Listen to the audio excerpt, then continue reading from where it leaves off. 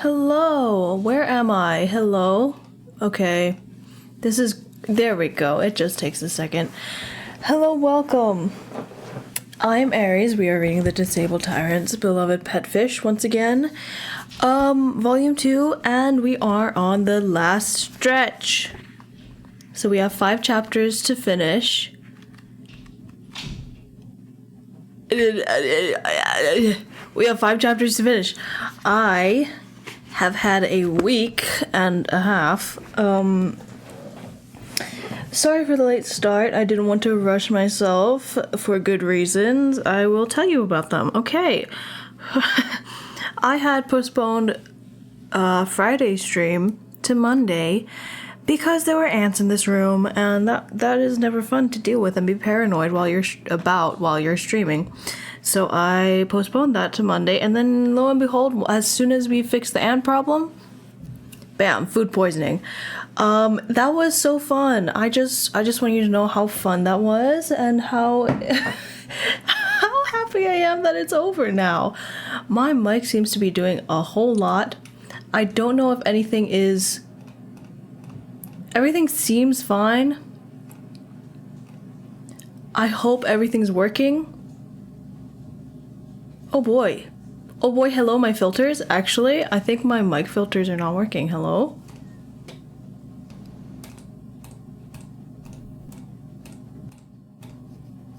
Okay, I just hid and unhid everything.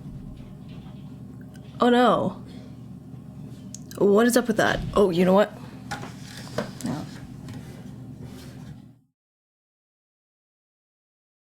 Sorry, that must have been a jump scare. Nope. My something must have hit my mic it went to full. Sorry, so many adjustments happening right now. I did not prepare beforehand. We should be okay now. Sorry about that. What is it? My mic input was full volume. So sorry if I burst your eardrums. We should be fine now. I have tea. I hope you have tea. I am just trying to chill out a bit. We have a bit to go. We have about 1 chapter more than I usually do today, and my body has been very silly, very, very silly. I'm still in recovery, essentially, so I'm trying as hard as I can not to push myself. I didn't do anything today except for eat and scroll on TikTok and not do my laundry, which I was gonna do. I think I'll just do that later. But yeah, I hope you're having a much better time than I had. I actually feeling better after feeling sick is that it's so nice. It's just so nice. It's just so nice.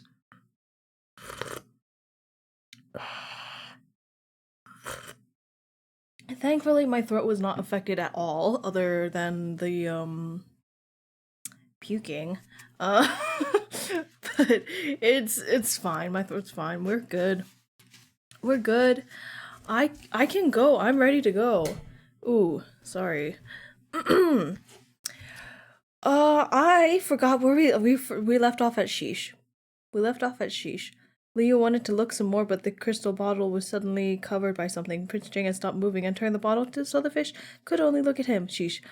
What happened? Fishy messing up plans. What happened?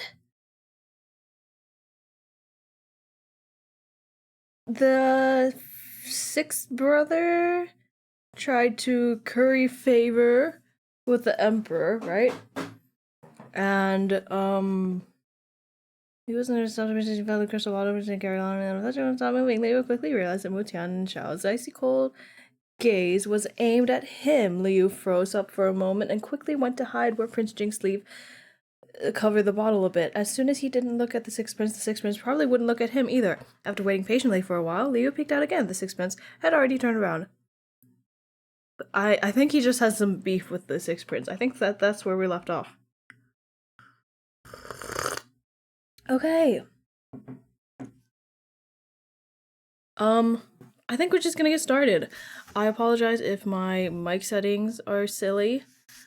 Today, I did not do what I was supposed to do. But that's fine. That's fine, just deal with it. Just deal with it.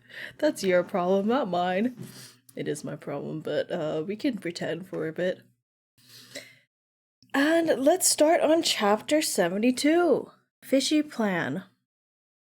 Page 349.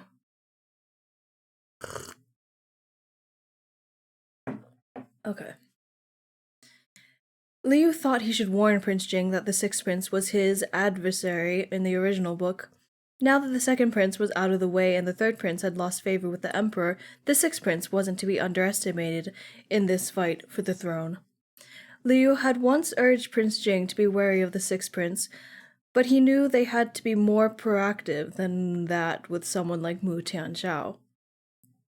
Prince Jing and the House of Cheng'en had suffered so much because of him in the book. It would be best, because of him in the book. It would be best if they could take him down before he got too powerful. But how should he convince Prince Jing to make a move? Already starting off rough. My brain is being a little silly. It doesn't want to get into oh my god, I almost said something else. It doesn't want to get into reading brain mode. But let's just read a bit more and see what happens. He was a young Gongzi who always stayed in the manor and never went out. Even if he was dating Prince Jing and Prince Jing cared for him, he didn't think he had enough sway to convince Prince Jing. You're an idiot. He would do anything for you.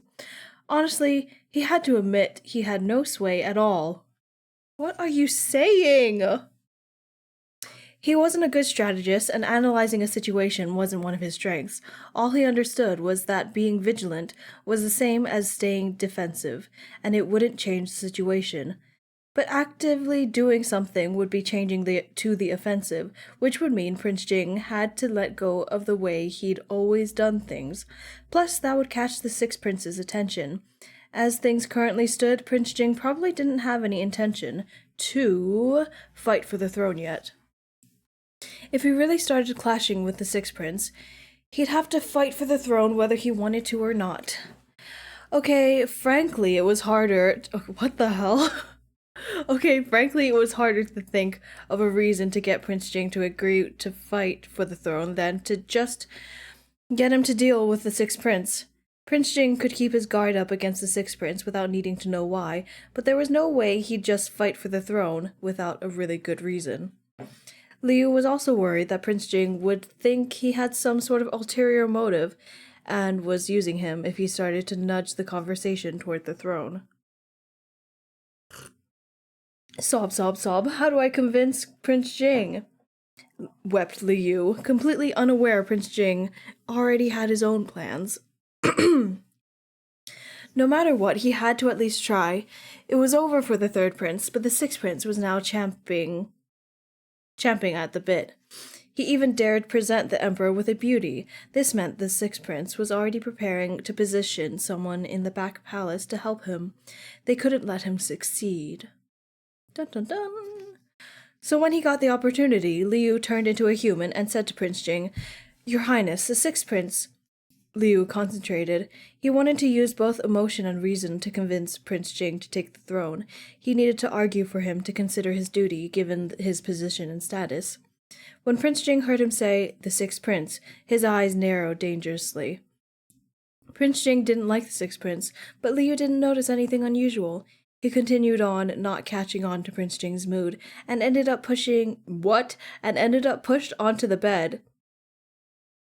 A pair of lips covered his roughly. I'm sorry, how did we get here?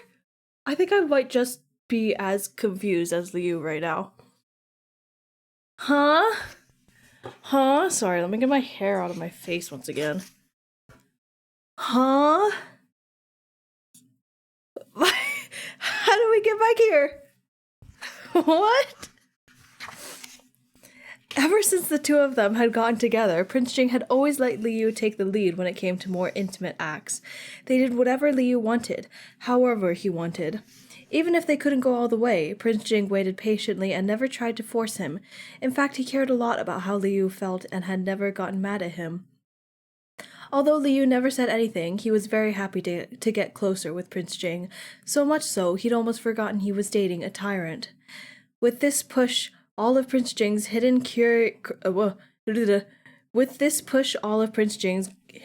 cruelty and fierceness were released. Huh? Hang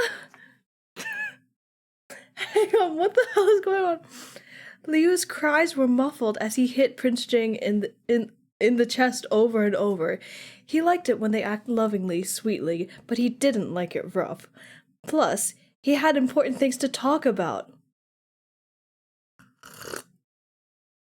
But it was like Prince Jing couldn't hear and didn't care. He just continued to press into his lips roughly, easily stripping away all of Liu's defenses. Surprise, surprise. Liu was used to enjoying moments like these, so he very quickly lost the will to fight and relaxed into the bed. Okay. His eyes were shimmering, and all that came out of him were small moans. Great! Again, how did we get here? I just started. This is the third page in. We just started. Prince Jing almost... Okay. Prince Jing only calmed down once the two of them were covered in a light layer of sweat. After Liu recovered some energy, he smoothed out Prince Jing's hair and said hoarsely, "What's gotten into you, Your Highness?" To be honest, he wasn't really angry. Prince Jing had just kissed Liu too hard in the beginning and frightened him. Liu's lips were swollen. After Prince Jing was done, all of his viciousness seemed to evaporate. Lightly kissing Liu's face, he stuffed a slightly sweaty note into his hand. Liu opened it up to see. Stupid.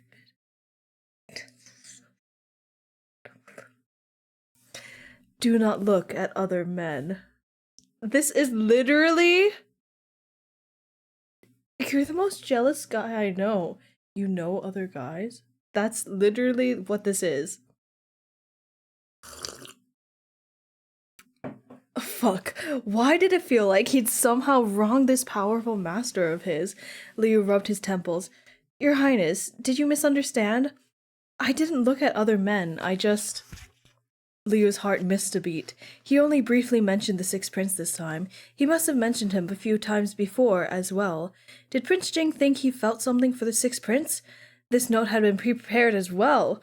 How long had this asshole been jealous? Liu thumped the bed angrily. I'm trying to tell you he's your enemy, not... I'm trying to tell you he's your enemy in life, not in love. Enemy in life, not in love. Prince Jing stared at him. Liu sighed and took the opportunity. I might as well just say it. Your Highness, if the Sixth Prince were to ascend to the throne, it would be very bad for you. Can you stop him?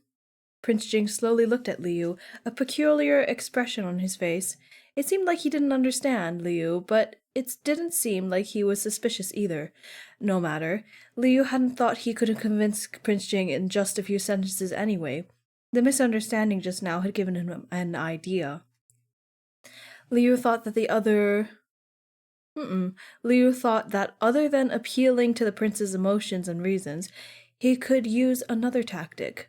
Himself. After he sincerely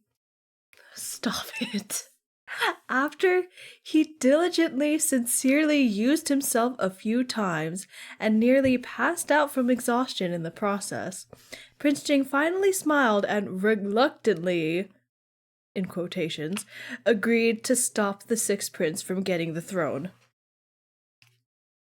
The other two adult princes were clearly out of the picture. Other than this, after the Sixth Prince was gone, Prince Jing would be the only one left. That basically meant Prince Jing was agreeing to join in on the fight for the throne. Except he wasn't stealing because he was the D-Son. The throne should have been his to begin with. The fish who the fish who had sacrificed so much for all this. The fish who had sacrificed so much for all of this thought, sob, sob, sob. It's so hard getting the tyrant to do things he should be doing by himself. Why did the duty of carrying the protagonist's halo fall onto this fish? But if not him, who would consider the tyrant's future for him? Liu had finally taken care of something that had been weighing heavily on his mind, so now it was time to take care of a few smaller things. One of which was... Sorry, my neck is doing a thing. One of which was, since he and Prince Jing were constantly tangled together, he was no longer very good at estimating his transformation time. Although the system would always give him a countdown, the system's warnings consistently came at the last minute. There were several times where he nearly blown his cover and basically had to roll off the bed to escape. Prince Jing was having about as good a time as his fish, so Liu wanted something like a clock to remind himself more effectively, I bet. There were no clocks in ancient times. People either kept track of the time through sundials or water clocks, neither of which was very accurate nor convenient to use. Liu remembered hourglasses, though, and tried to explain them to Wang Ji. After Liu gestured for a while, Wang Ji finally understood. Li Gongji, do you want an hourglass? This old servant knows where to get one and can acquire it for you. So hourglasses existed! Liu thanked him many times and shoved...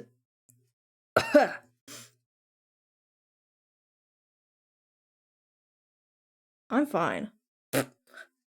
Liu thanked him many times, then shoved a few boxes of peach blossom pastries at Wang Ji. Then he turned around and considered the second small thing. Before Liu had gone to buy a wedding gift for Ye Qinghuan and the princess, Before Liu had gone to buy a wedding gift for Ye Qinghuan and the princess, he'd already given the gifts, but he still remembered all the fake goods he tried to buy. His luck was so good when it came to slapping the sixth prince in the face, but why did he keep running into fakes when he was shopping? Was it his taste or his luck? Liu didn't want to admit to either option, so he asked Wang Ji, Wang Gonggong, are there a lot of merchants selling fake goods around the manor? If there were lots around, then it would be normal for him to run into them. Wang Ji had gone with them that day, and he was the one who led the guards to arrest all the shop owners who were selling fakes. He immediately understood what Liu meant and burst into laughter. There weren't many before, but Gongji, your luck, he coughed. Your luck is just too good, and you ran into all of them. The administrative office can't wait to thank you. That was the truth. Li Gongji going shopping was much more effective than someone from the administrative office investigating personally.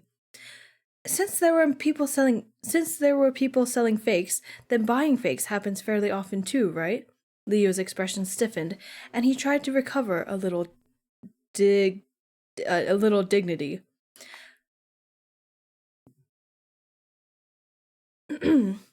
I think the rocks in the fish tank look even...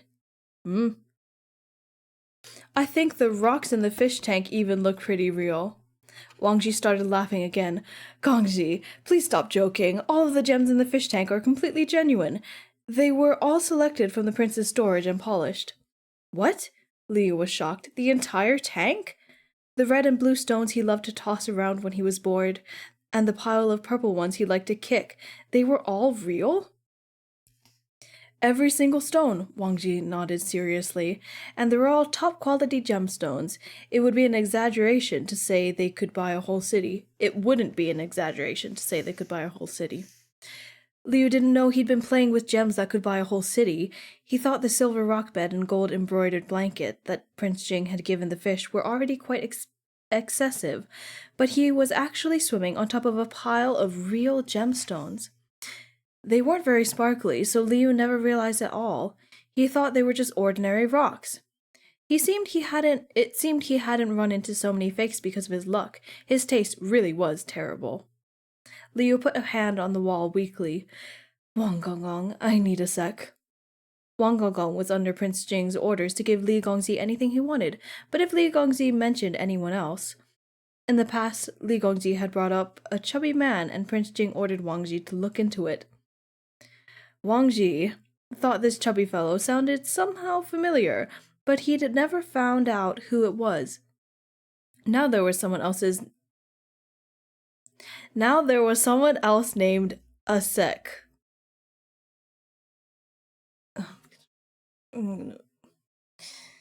Oh, stupid. This book is so fucking dumb. This is so stupid. Oh, yeah. An alarm went off in Wang Ji's head. He immediately asked on behalf of his master, Prince Jing, Li Gongzi, please be clear. Who is Asek, and why do you need him? It was so hard to communicate with ancient people. Scene break. 2 days later, Wang Ji brought Liu a silver hourglass. Liu tried the hourglass out in accordance with his transformation time. The hourglass was roughly 2 hours, so it worked perfectly. Liu put the hourglass away in his inventory and took it out whenever he turned into a human, so he didn't have to guess at the time.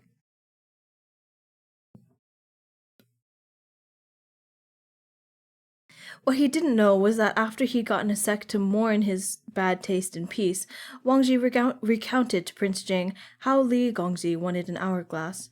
There was no way Prince Jing couldn't take any of Xiao Yu's requests lightly. Though hourglasses weren't expensive, they were mostly used as decorations here and there. Decorations here and weren't always accurate. The one that Liu received was different. Prince Jing had specially asked the skilled craftsman. Prince Jing had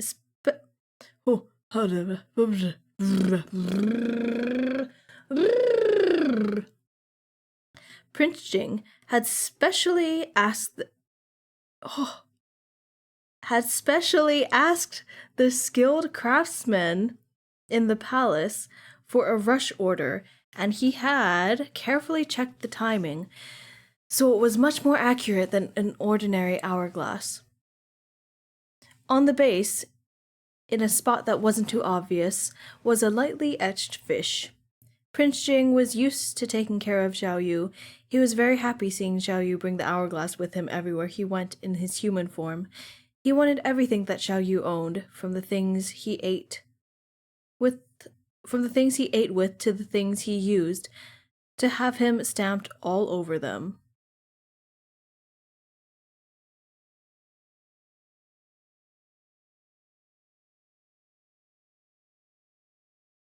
I need a minute. These guys are too fucking gay for me.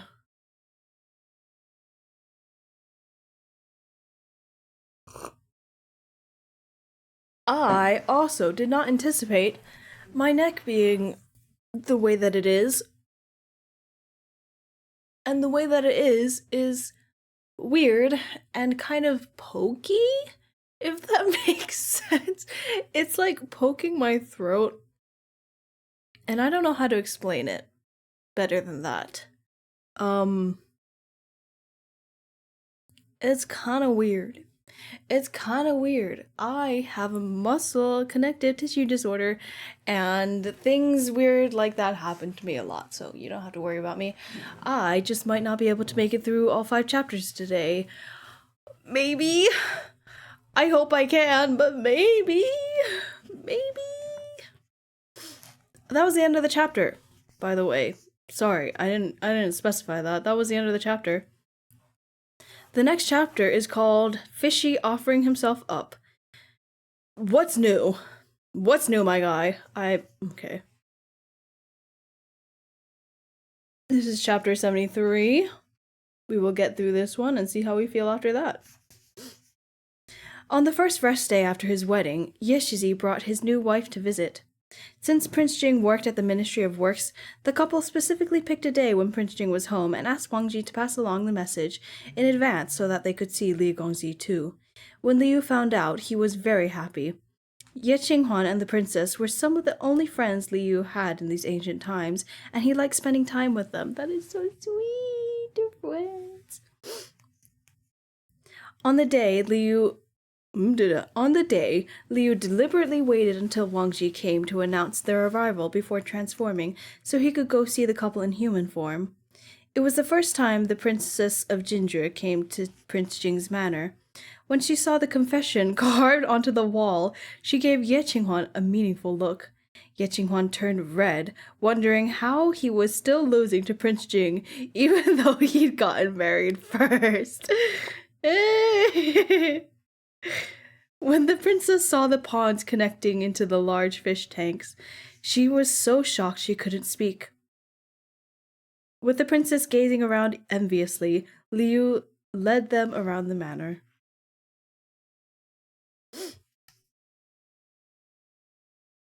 Everyone said getting married was like getting a fresh start. It had been a while since Liu saw them, and he thought they really had changed quite a bit. There was still a hint of redness on Yeshizi's cheeks, and a soft smile on his lips as he looked gently at his wife. The Princess of Jinzhi was as sweet and beautiful as always, absolutely radiant, but when she looked into Ye Qinghuan's eyes, it seemed like the happiness inside was going to spill out. They're so yucky. Oh my god. You guys really have changed, Liu teased. Ye Qinghuan didn't retort for once, but the princess blinked and laughed. Li Gongzi has as well. Liu snuck a glance at Prince Jing beside him, thinking, there's no way I'm that obvious. There's no way he's that obvious. Ye Qinghuan also brought Zhongfeng along, and he and the princess held Zhongfeng's leash together. It had been a long time since Zhongfeng last saw the fish, so as soon as he saw Liu, he wagged his tail at him. Liu remembered Zhongfeng liked to eat fish food, so he pulled out the box and fed Zhongfeng a few pieces. As Liu fed him, he suddenly remembered all the things he said about having a second master. Now that Ye Qinghuan was married to the Princess of Jinzhi, wasn't the princess Zhongfeng's second master?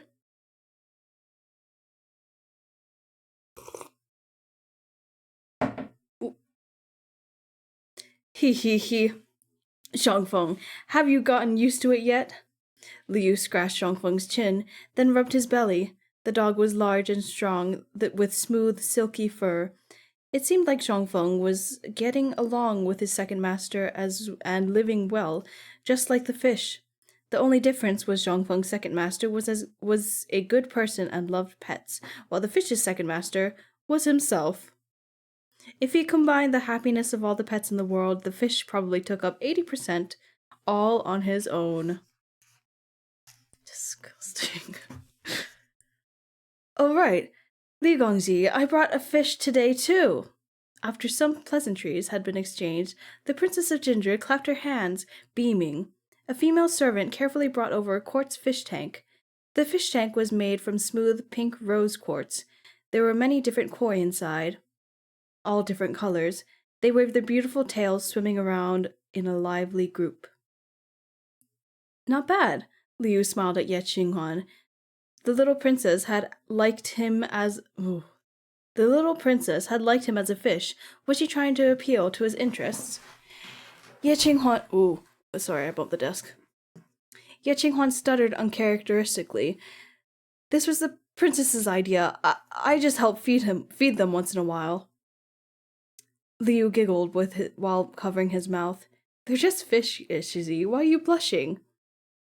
Aren't you just admitting that you like fish? There's no need to be embarrassed.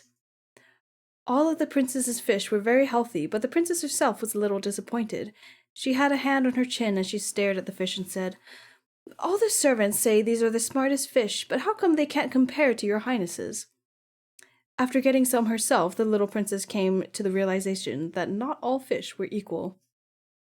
Prince Jing and Liu glanced at each other, thinking, of course not. Oh, that's so stupid. Sorry. Sorry, they're just so stupid. Since they were talking about fish, the princess mentioned she wanted to see Prince Jing's fish.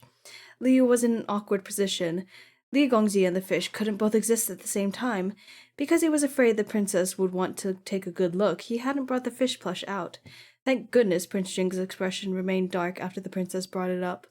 Since the owner wouldn't say yes, there was nothing the princess could do. Ye Qinghuan tried to smooth things over, and Li used all his tactics, talking to the princess about food for a while. Soon it was time for him to transform again.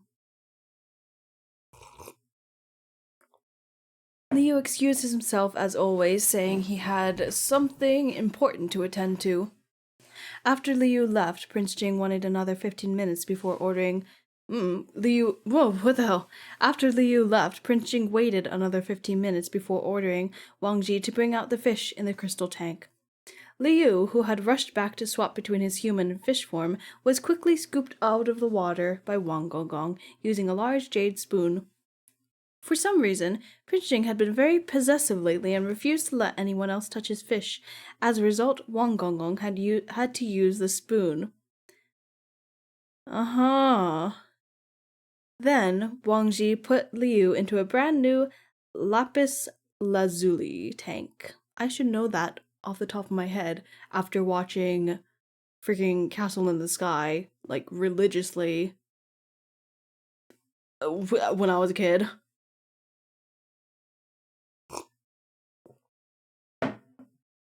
This tank wasn't the usual simple box shape.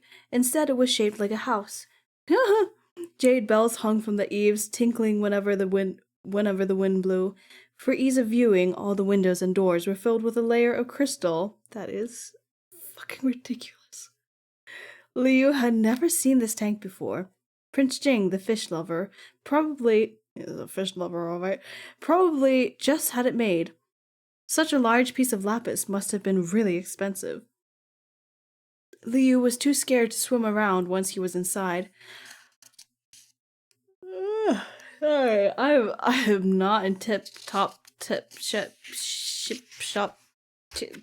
quality shape. What? Where was it? Okay. Wang Ji came out holding the lapis fish tank. As soon as Ye Qinghuan saw the new tank, the corners of his mouth twitched. Sky blue lapis lazuli was rare and hard to find. Only the royal family was allowed to use it. This time, he and the princess had totally lost. The princess hadn't seen the fish in a long time. Last time, at the market, she'd only managed to get a brief glimpse at the plush from a distance. Now, seeing the real thing, the princess was shocked. How did it get like this? Even though Ye Qinghuan had already warned her, she still remembered the little black fish at the banquet, eating from Prince Jing's hand. Prince Jing glanced at Wang Ji, who already memorized the explanation. He retold it to the princess, and the princess, eyes wide, couldn't stop exclaiming, "Oh, oh!" The servants placed the two fish tanks together. Prince Jing's fish tank was clearly bigger than the princess's. Through the crystal windows, Liu looked at the fish across from him. The emperor had also gifted Prince Jing fish before, but at the time, Liu didn't have an opportunity to observe them. Liu didn't have an opportunity to observe them so up close. Slowly, he had a scary thought. Uh-oh. Humans couldn't understand fish, no matter how many bubbles he blew. But what about other fish? Fish. How did they say hi? Liu tried to swim a little closer and yelled toward the other tank. "Hi, can you hear me?" No reaction from the other side. Liu thought he might be thinking too much. After all, he wasn't a normal fish. He was a transmigrative fish. Even fish to fish, they couldn't communicate in language, right? Suddenly, scales flashed before his eyes. All the fish in the tank across started to swim toward him. They raised their heads, blowing bubbles at Liu. None of them made the same kind of noise as Liu, but somehow Liu could understand them. That's so freaky. What? The fish were saying, "Hello, what do you want?" What an unexpected surprise! Liu swung his tail, and the fish lined up in a line. Liu swung again, and they lined up in a cross. Oh my god. Liu laughed. What should he do next? Then he had another, more devious thought. Tianqi, what's going on with these fish? Ye Chenghuan was completely blown away. He and the prince's fish all swam to Prince Jing's fish and were blowing bubbles together. What a sight! If it were just one or two fish, that could be a coincidence. But if the whole group of fish was doing it, that was just too uncanny. Prince Jing watched from the side. He knew exactly what was going on. Zhao Yu's true form was a koi. He was probably communicating with the other fish, but he couldn't hear what they were saying.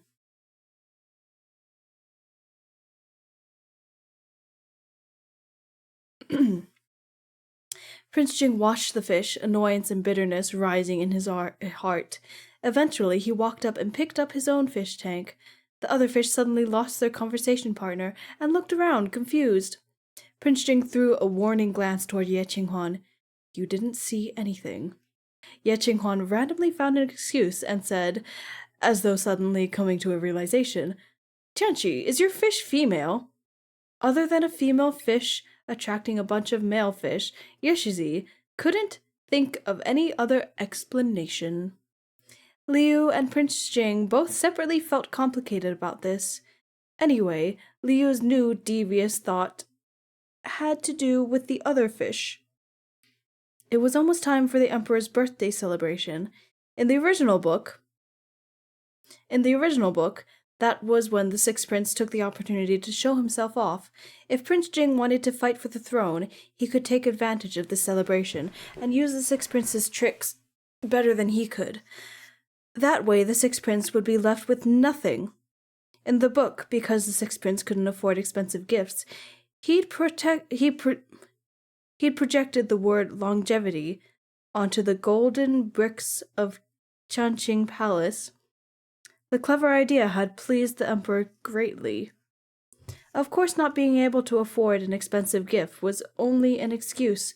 The Sixth Prince had thought of such a gift a long time ago. It would gain the Emperor's sympathy and make him happy.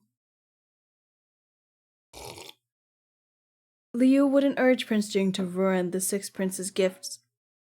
He'd just think of something better and win against the Sixth Prince. The Emperor's birthday was a chance to show off everyone's skills and creativity anyway. Liu first asked Wang Ji to get the fish. Oh boy.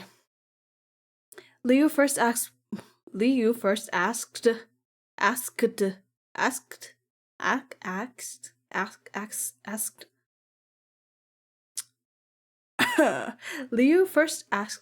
Wang Ji to get a tank of fish. Then he worked with the fish for a while. Oh my god. After he was confident, Liu looked for an opportunity to ask Prince Jing about the details of the celebration. In the past years, Prince Jing would always give his own calligraphy as a gift. It was standard and expected. But now that he had his eyes on the throne, he couldn't be too careless. The Emperor had given Prince Jing a job, so Prince Jing should show his thanks. Other than writing something of his own, Prince Jing had also found a painter that the Emperor really liked and commissioned him to paint a scene of cranes and flat peaches. To celebrate, that is a footnote, cranes and flat peaches both symbolize longevity. The painter had a quirky personality and didn't like to take commissions, so it was already a miracle that he'd agreed to paint for Prince Jing.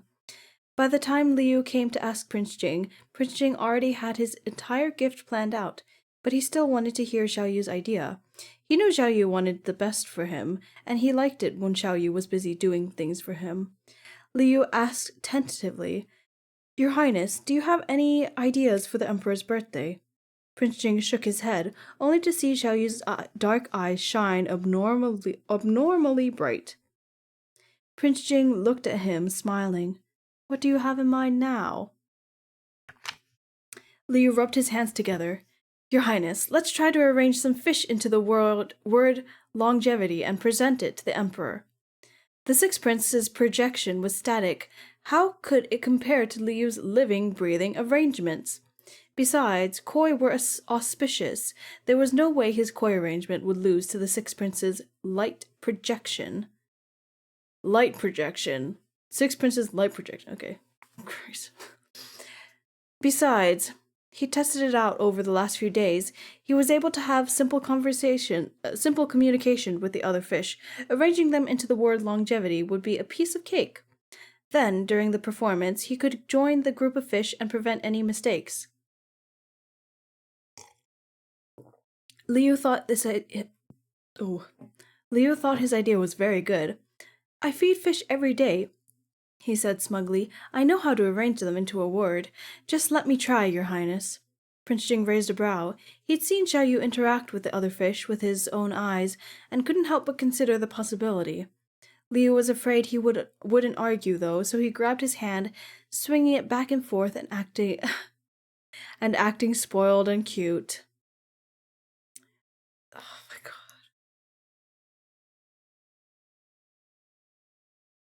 I need to let that imagery just live a little bit more.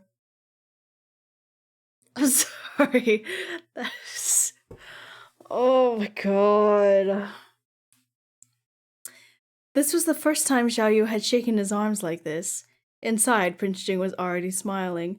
He showed no outward reaction to Liu's cute actions, seemingly still contemplating the idea, but his eyes kept drifting to his own lap. Liu immediately flushed. What an asshole, taking advantage at every opportunity. Oh well, he was a flexible fish. He'd do whatever it took. They had to go... Oh my god. They had to go through thick and thin together. In order to be given this extremely important job, Liu swallowed his embarrassment and sat down on Prince Jing's legs, obediently. 15 minutes later... Stupid. 15 minutes later, Liu emerged victorious, his legs shaking. Offering himself to the tyrant bit by bit. Oh, not bit by bit, bite by bite. The tyrant finally agreed to let him try in the end. Now it was all up to him. And that's the end of the chapter. Trick maxing. Oh my god. Oh my god. I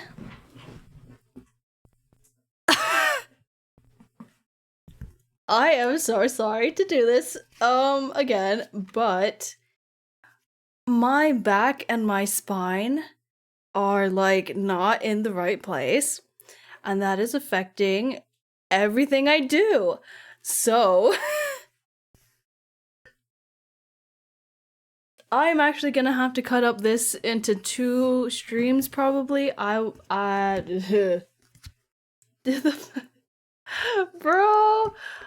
I've been having a time. We have 3 chapters left, but I, for the life of me, cannot get through them today. Aries is not spine maxing confirmed. It's true. It is true. I had spent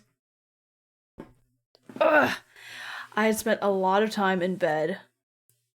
Like I spent the whole day on Sunday? Just in bed, trying not to puke the whole time. So that was fine. Definitely did a number on my spine. Ugh, and now it's like all the way up to my throat. So it's like every time I speak or like sit in a certain position, then I can feel it every single time. I'm so sorry. I have to end stream. Everyone's here now that I'm ending. Why does this always happen? I went to Bed Island and everyone knew you? What the hell? What the hell? I really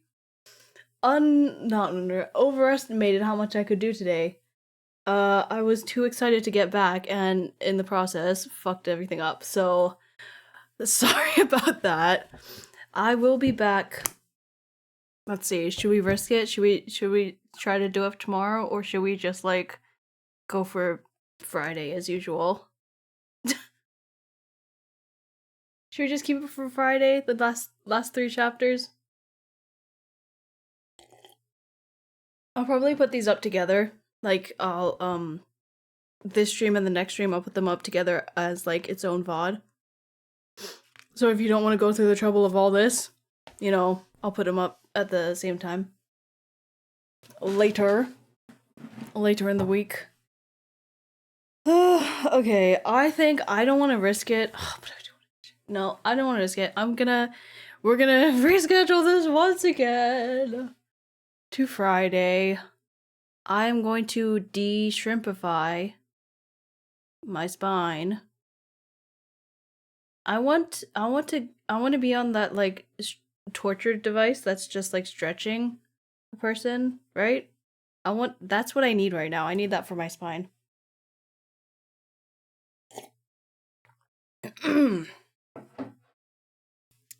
But yeah, I'm gonna go. I'll see you on Friday. Again, sorry for all this.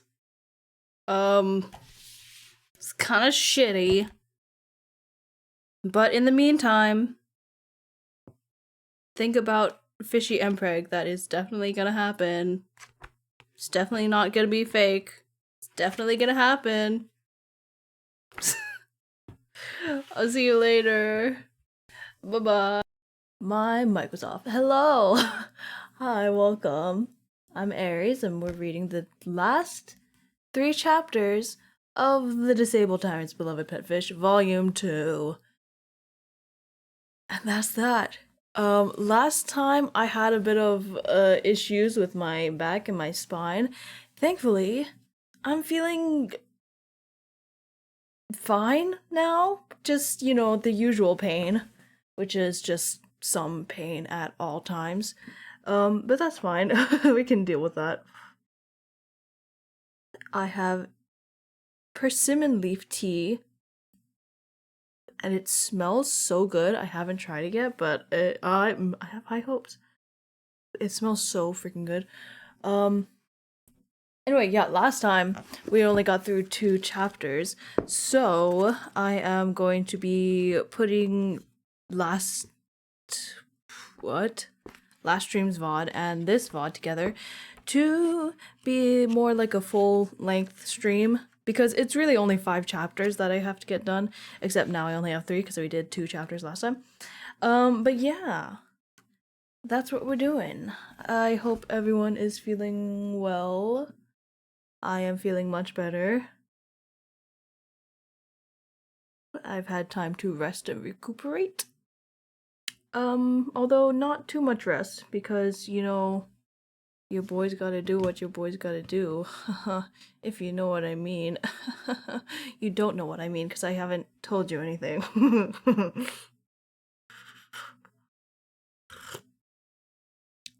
Ooh. Okay. Okay, slay. I feel like I could brew that for longer. It says to brew it for 1 to 2 minutes. I feel like I could brew it for longer. I think I could make it stronger, but anyway. Last we left off in this book. What happened? Oh, Liu wanted to do a performance. Our fishy boy wanted to put on a fishy performance for the Emperor. To fight for Prince Jing's right to the throne. Amazing. Oh, amazing. I am also just going to take this time to, I know, like, segue crazy. So good at segues. To talk about my re-debut. Yay! I'm good. Oh, sorry. I did that too preemptively. I'm going to re-debut on the 27th. So next week on Friday, exactly. Yes, at this time. Next week, exactly. Which, I hope will be fun. I'm severely underprepared, but it is what it is. I can do the best I can, and then the best I can is, if the best I can is pretty shitty, then that's the best I can. But yeah, I hope everyone can make it to that. If not, then screw you. You're not a real fan. I'm kidding. I'm kidding. You have things to do. And I respect that. But I will be coming to your place of work and inquiring as to why you couldn't make it. Anyway, let's start. Let's just get reading, shall we? I hope my audio's okay. I had a little bit of a blip with it last time. But it should be okay now. I didn't test it, so I don't actually know, but it should be okay now. But yeah, let's go. Chapter 74. Fishy Celebration on page 365.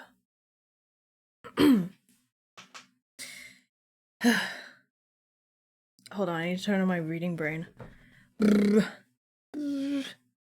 Okay.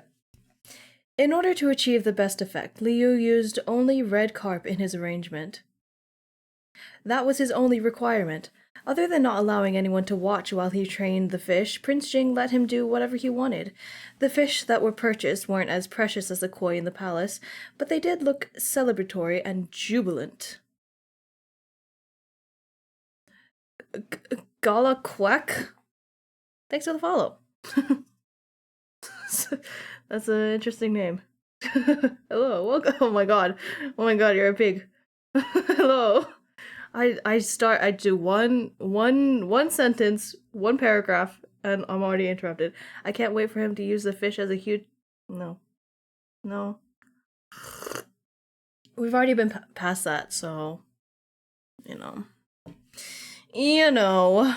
It was literally on the last page of the last chapter. It says 15 minutes later, Liu emerged victorious, his legs shaking. Anyway, we're not on that. We're on the next chapter, on the next page, on the second paragraph. I'm just starting, and I just got a text. Who is bothering me right now? What the fuck? Go away. Spam. Okay. Anyway, we're continuing. This has always happened. It wasn't enough just to practice. Liu had asked Prince Jing to write down the word longevity as reference. Originally, the prince didn't expect much. He was just trying to make Xiaoyu happy, but seeing how meticulous the arrangement was, exactly the same as his own handwriting, Prince Jing was both shocked and deeply moved. Xiaoyu was the only person in the world who could achieve this. Sorry, I need to hide y'all. You're a little distracting. Wiggling around. Okay. Unfortunately, Liu had joined. Nope, I skipped. We're skipping through a field.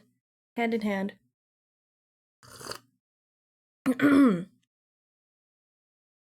After that, in order to practice, the little fish didn't sleep or eat. Prince Jing thought his fish had lost a lot of weight, and he prepared plenty of feed. He'd also fed a human, Xiaoyu, lots of nutritious food, but Liu would only eat a little bit each time. Unfortunately, Liu had to join in on the performance, so he couldn't look too different from the rest of the fish. In the past, Liu had never paid much attention, but now that he was with the other fish, he realized what a celebrity fish should look like. But even though Liu didn't eat much, he really wanted to. All of the food Prince Jing fed him was too delicious. Maybe he could wait until after the Emperor's birthday to make up for it. I'm just realizing what a stupid... I'm imagining what they're doing, and it's so stupid. I'm sorry, synchronized swimming with fish? It's amazing. It's amazing. I can't...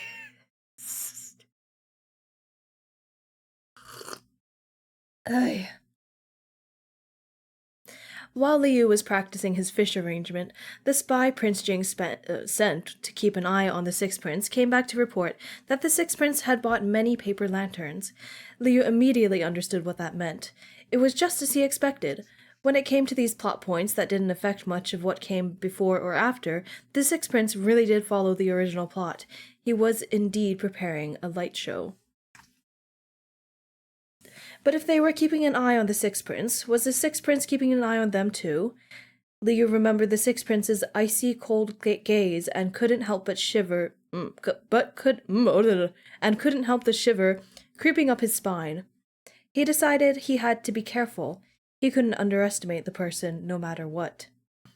Considering the fish arrangement might not go according to plan, Liu made some contingency plans.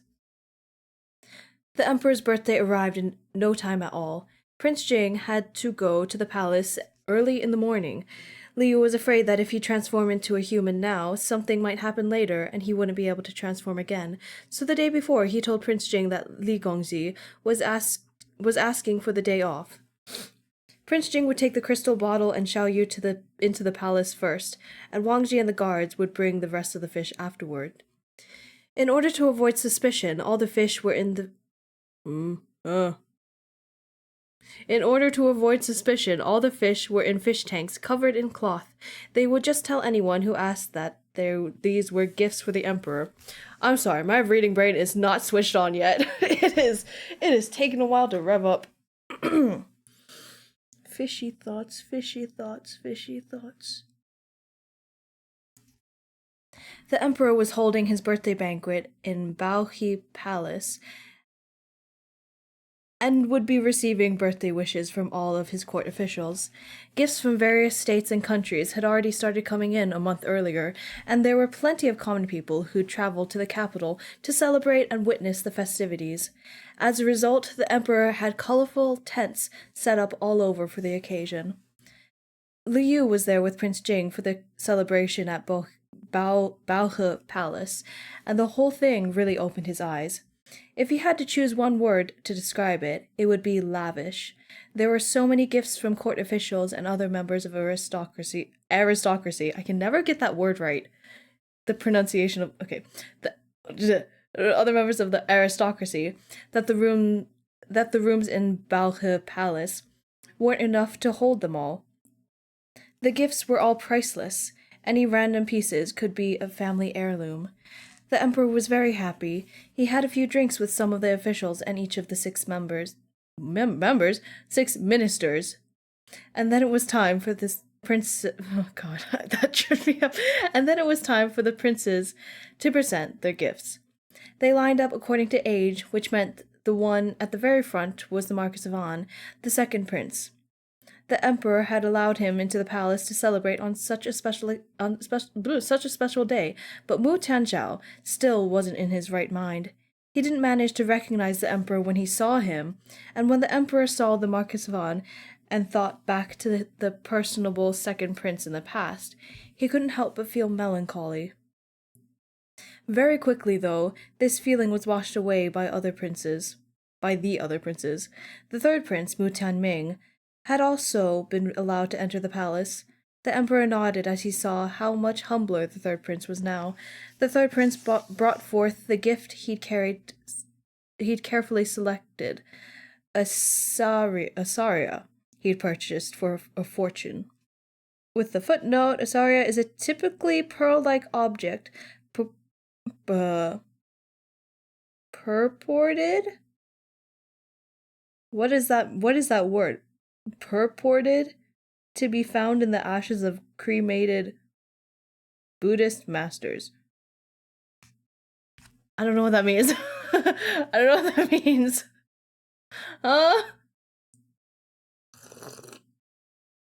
Okay, that's okay. We can pretend we know. The emperor was touched at the third prince's filial piety, but such relics were found in places of worship. Buddha probably wasn't pleased at the trouble he'd gone to. But because it was a celebration, the emperor didn't let his dissatisfaction show on his face. However, he did think about it a bit more deeply. The third prince was still on house arrest. All he could do was study and copy books. How did he get his hands on such a precious thing? But he decided to leave that question for later. The third prince insisted that he was now regretful in his mistakes, but the emperor wanted to check the third prince thoroughly. From inside his bottle, Liu saw the third prince present the relic, which it was pitch black, and he couldn't quite tell what shape it was. Regardless of whether or not the third prince managed to get the real thing, most saria were made when monks were cremated.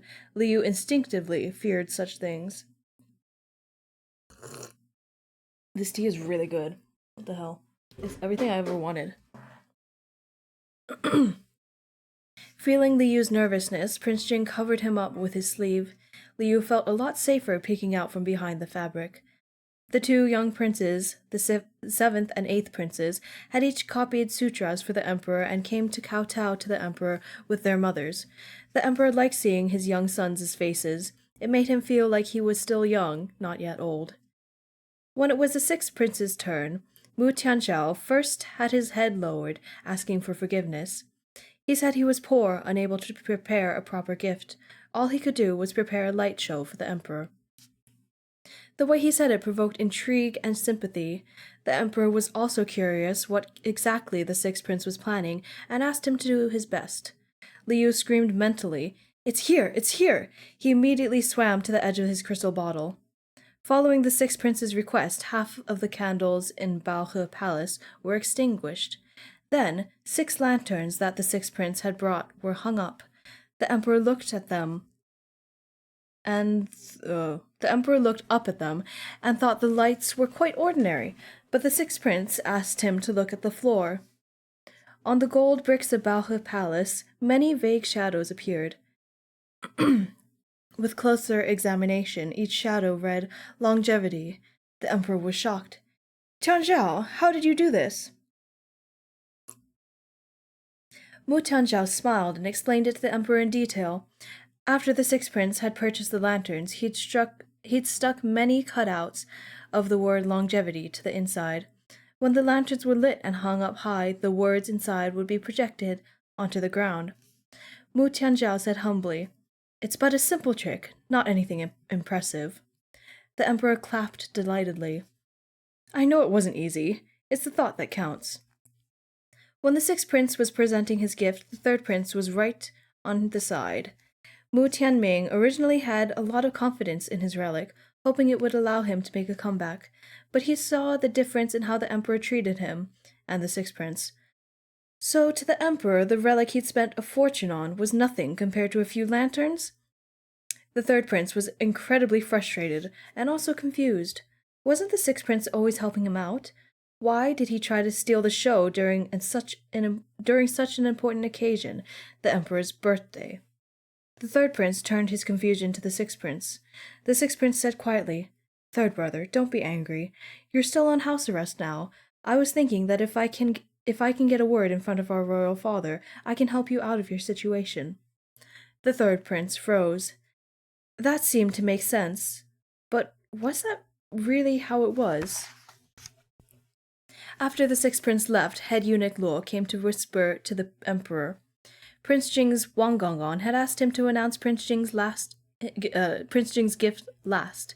It was a very small thing for Luo Rusheng, but Prince Jing would owe him a favor in the future. Why not? So after the emperor praised the sixth prince's gift over and over, Luo Rusheng found the opportunity to bring up Prince Jing.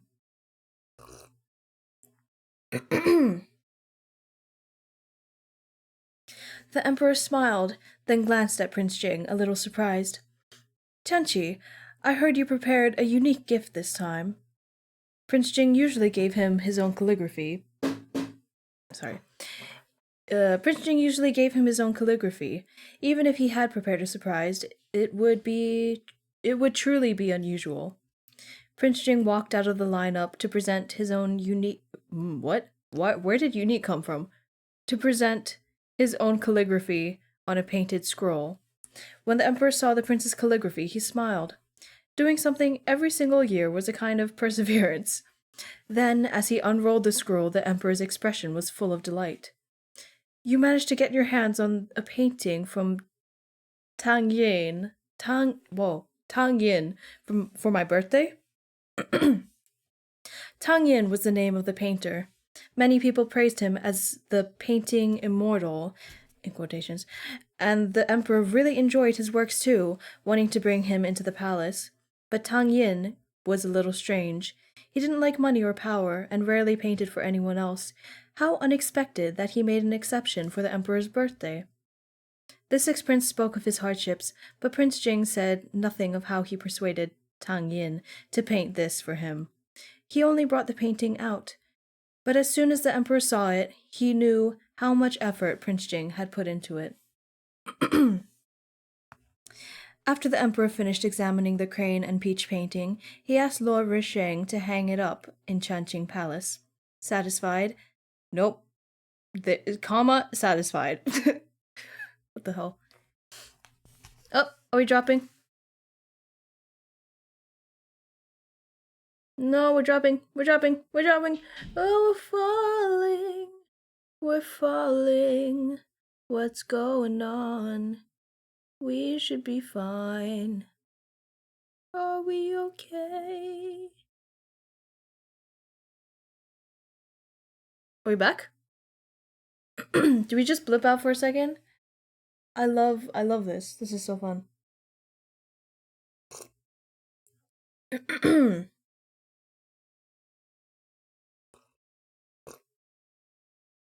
I think we should be okay. I think it was just for a little second and then we're just like completely back.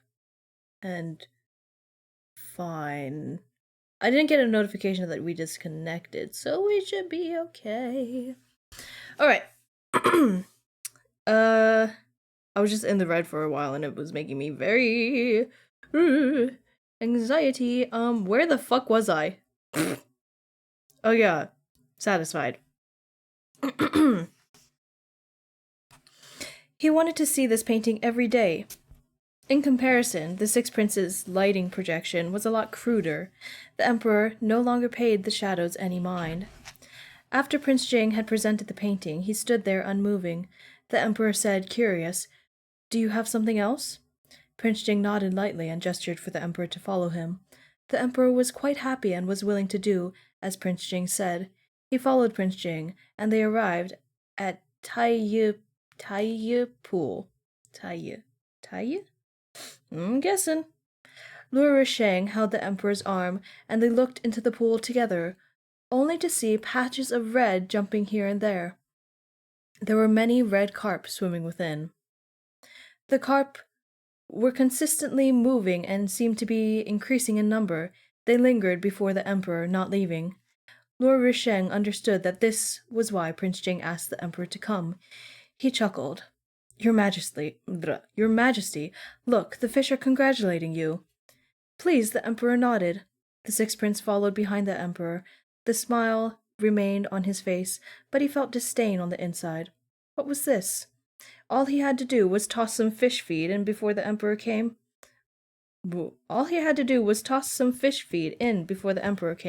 Of course the fish would all gather. This couldn't even be considered a trick. How was it comparable to his lanterns?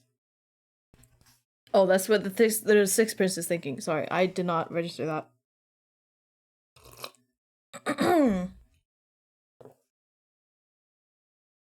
The Emperor looked at the fish in the pool, then suddenly realized the fish seemed to be in a formation. Some were horizontal, some were vertical.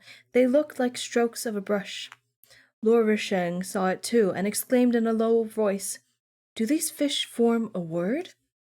The Emperor took a step back so he could see all the carp at once. Connecting the patches of red, they formed a spectacular, proper word. Longevity. The precise longevity that Prince Jing had written many times throughout the years. Eee! It's an illustration on the next page. Oh my god, that's so cute. It's of this moment here. Prince Jing is just looking so smug. Oh my god.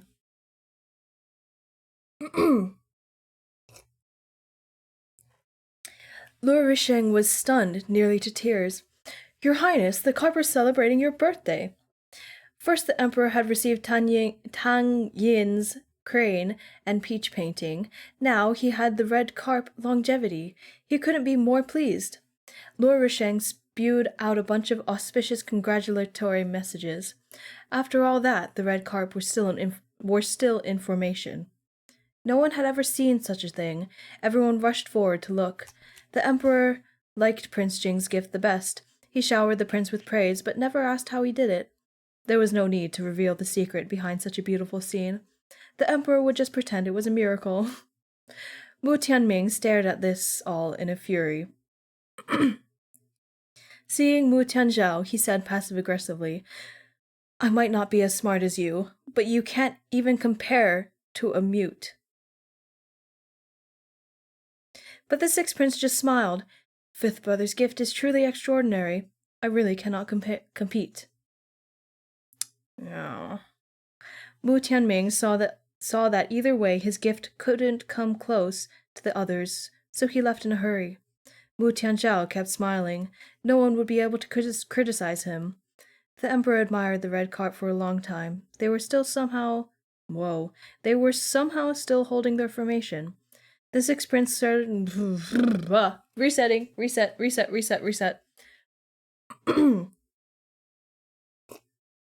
Sorry, it's still taking a while.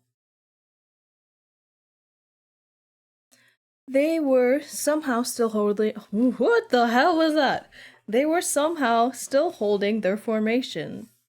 Unlike my mouth trying to form. See, I can't get out words right now. What is going on? My tongue just doesn't want to cooperate. The Sixth Prince suddenly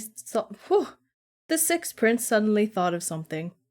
Prince Jing must have done something to the water to make the carp spell out longevity, but he didn't know how Prince Jing did it. If he could ruin the formation, Prince Jing wouldn't feel so smug anymore. Very quickly, he thought of a plan and asked the servant nearby, "Is there fish feed? I've never seen a sight like this before. I want to reward these fish." Fucking bitch-ass. The Sixth Prince wasn't stupid. He wouldn't poison these fish in front of the Emperor. He just wanted to feed them.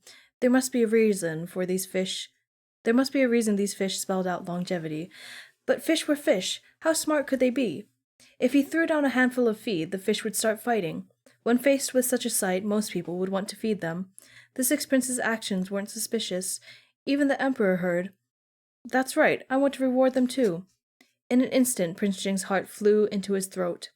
But remembering how Xiao Yu had promised him, he couldn't ruin Xiao Yu's plan, so Prince Jing forced himself to calm down, staring at the fish. The Sixth Prince smiled smugly. He took the fish feed from the servant and threw a huge handful down. The carps really did rush toward the food. The huge longevity dissipated in an instant. The Emperor suddenly realized something and felt a little disappointed, but just as the red carp were dispersing, he saw a silver koi speckled with gold swim up slowly from below. The koi was holding a lotus flower in its mouth, its gold fins illuminating the azure waves of Taiya Pool.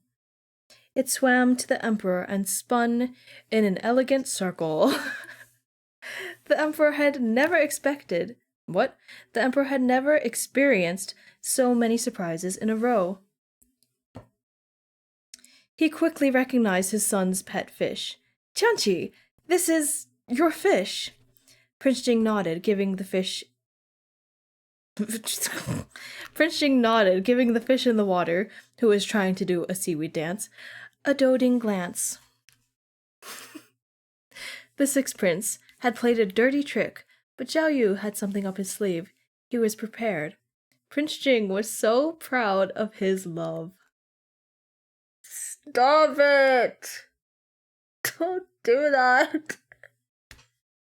Stop. That's the end of the chapter. The next chapter is called Through Thick and Thin. Like marriage? Like marriage? Are you getting married or what? What's happening here? Because I think you need to get married. You know. It's... What else are we supposed to do here?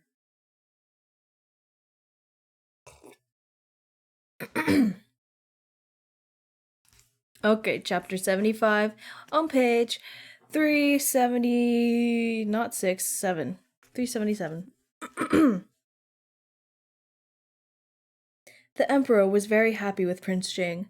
At the banquet, he thought a lot, and often looked toward Prince Jing. After the banquet, the Emperor summoned Prince Jing to speak to him alone. Liu had just returned from Taiyi Pool to the crystal bottle. He didn't have time to come along, so he had to wait outside Chanqing Palace with Wang Ji. While they waited, Wang Ji brought out lots of red fish food and peach blossom pastries to feed him. Prince Jing's gift had never been so successful, and Wang Gonggong thought it was all thanks to Master Fish. It really needed to be appreciated for its hard work. Just now, when the sixth prince had thrown the fish feed into the water, Liu hadn't eaten a single bite. The proud fish didn't even glance at the food, only focusing on swimming in front of the emperor, not tiring at all. With Wang Gonggong feeding him now, however, Liu could finally feel his hunger.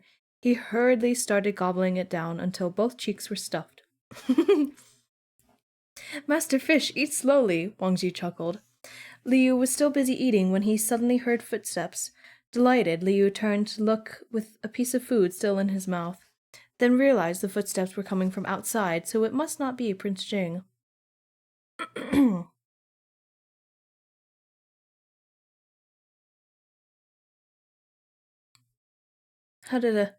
Okay. Soon, Liu saw Mu Tianchao's gentle, amiable face. The sixth prince? Liu was a little disappointed. Why hadn't he left yet? Probably because he was waiting for the emperor to summon him. I bet he wasn't expecting to see Wang Ji here with the fish. That was in his head. Mu Tianzhao saw the fish too. The sixth prince examined the fish for a long time and was about to take a step forward. Your Highness, Your Highness, sixth prince, please stop, Wang Ji called out with his brows knit together. I can't look at my brother's fish? The sixth prince seemed to smile. What did he want? Liu was so nervous he forgot to eat his food. He sneakily gathered all his strength into his tail. If the sixth prince tried anything, he'd slap him. Sixth prince, Wang Ji held the crystal bottle protectively in his arms. This is His Highness's fish. Without his permission, no one is allowed to approach. Mu Tianzhao's expression went cold. You dare look down on me too? The servant is not looking down on you, Your Highness, said Wang Ji. Neither too self-deprecating nor too arrogant. Although I'm just a servant, I know taking without asking is stealing. Why does Your Highness have to come look at the fish while our prince is gone? Liu would have clapped for Wang Ji if his fins could reach. Sob, sob, sob. Wang Gonggong was standing up to the second prince for him. How touching! Wang Ji refused to give in, putting Mu Tianzhao in an awkward position. Realizing that getting into a fight with Prince Jing's most trusted servant in front of Changqing Palace must be a bad look, Mu Tianzhao quickly smoothed out his expression and said, There's no need to be so nervous. I just wanted to take a look. If that's not okay, then never mind.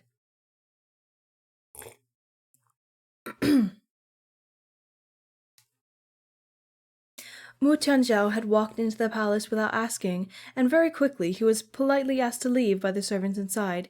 He glared at Wang Ji and left. It looked like the sixth prince was unable to ask for an audience with the emperor. The emperor didn't want to see him. Now that he was finally gone, Liu relaxed a little. At last, Luo Risheng walked Prince Jing out. Wang Ji hurried to greet him with Liu. Your Highness, you're finally done. Wang Ji handed the crystal bottle over, smiling. Prince Jing always wanted to see the fish first. It had become a habit. Prince Jing accepted the crystal bottle, and smoothed a hand over the fish's smooth back. Liu rubbed up against him happily. In more ways than one. The emperor had spoken to Prince Jing for ages. It would be great if the emperor had been so pleased that he made Prince Jing the crown prince right then and there. Garbage like the third prince and the sixth prince could all stand to the side. Liu nearly laughed to himself.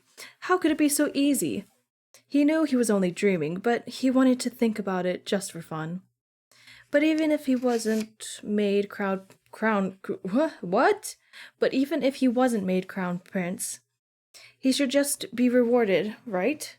What? He should at least be rewarded, right? Liu snuck a glance at Prince Jing's expression. He didn't look happy or sad. It seemed like the reward this time was different. Prince Jing glanced at Wang Ji. Go to Changqing Palace. Wang Ji made a noise in response and led the way. This was the first time Liu had gone to Changqing Palace. It made him think of a certain mysterious secret relative. What? Of a certain mysterious secret related in the palace. He'd once tried to ask Prince Jing, But it still became clear that Prince Jing had no such memory. If he wanted to figure out the secret, he'd have to do it himself. Liu had wanted to ask Prince Jing if he could take him to Changchun Palace before, but he was never able to find a good excuse. After all, Changchun Palace was where the Empress had lived. It would be rude if he randomly asked to go see it. Besides, if he wanted to come in human form, he'd have to pay attention to time. If Prince Jing agreed to take him and then he disappeared, there was no possible way to explain that. But if he was a fish, he couldn't ask Prince Jing to take him anywhere.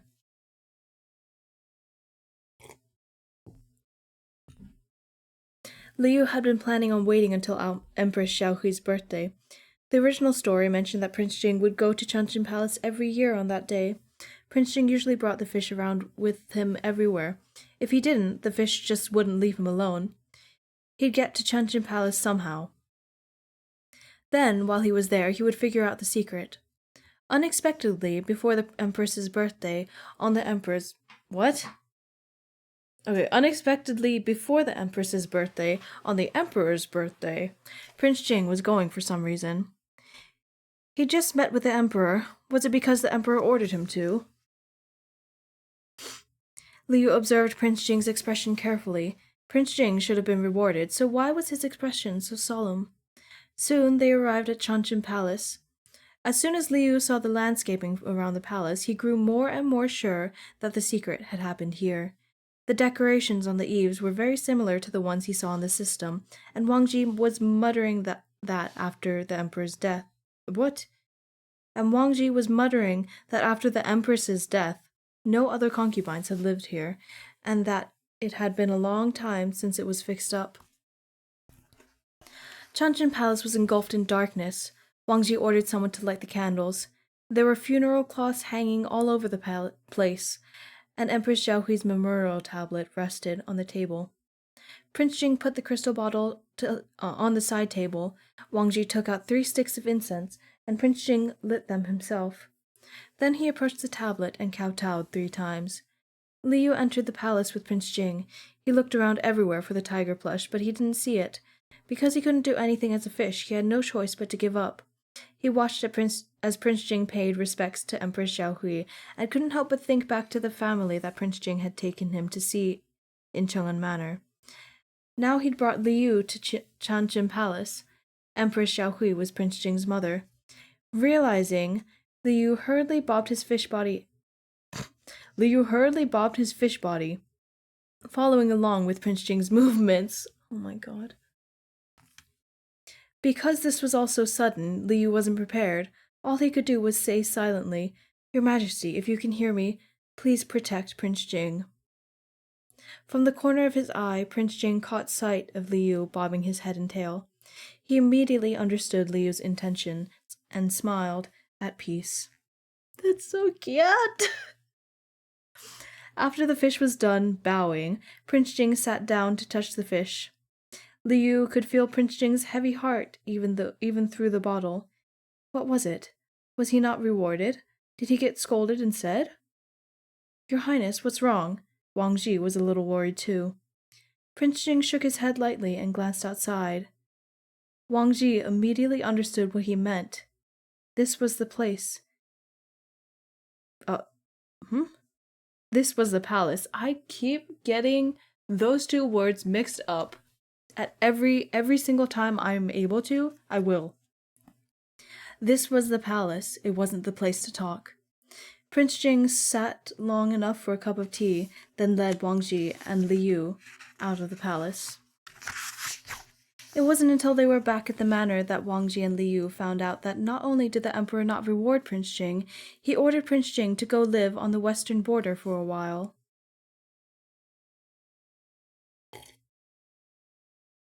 Huh? Or in other words, the Emperor's reward for Prince Jing was for him to leave the city. How could that be? Liu didn't understand it. The Emperor was clearly very happy when he saw the longevity made of fish, and had even mentioned hanging Tang Yin's painting up in Changchun Palace. Why had he suddenly gotten mad at Prince Jing? He couldn't find anything wrong. Was there a problem with his fish arrangement? Was it that he shouldn't have gone the extra mile to give the Emperor the lotus? But if he hadn't, and the fish had just scattered, the Emperor would have been upset. Sob. It was too hard to guess at the Emperor's... Huh? Sob. It was too hard to guess at an Emperor's thoughts as a fish. Liu was self-reflecting. Wang Ji also thought that it was unfair. After he voiced a few complaints, Prince Jing ordered him to leave. Sorry, I just realized I haven't been really breathing properly for a good while. My nose is a little stuffy today. So that's fun.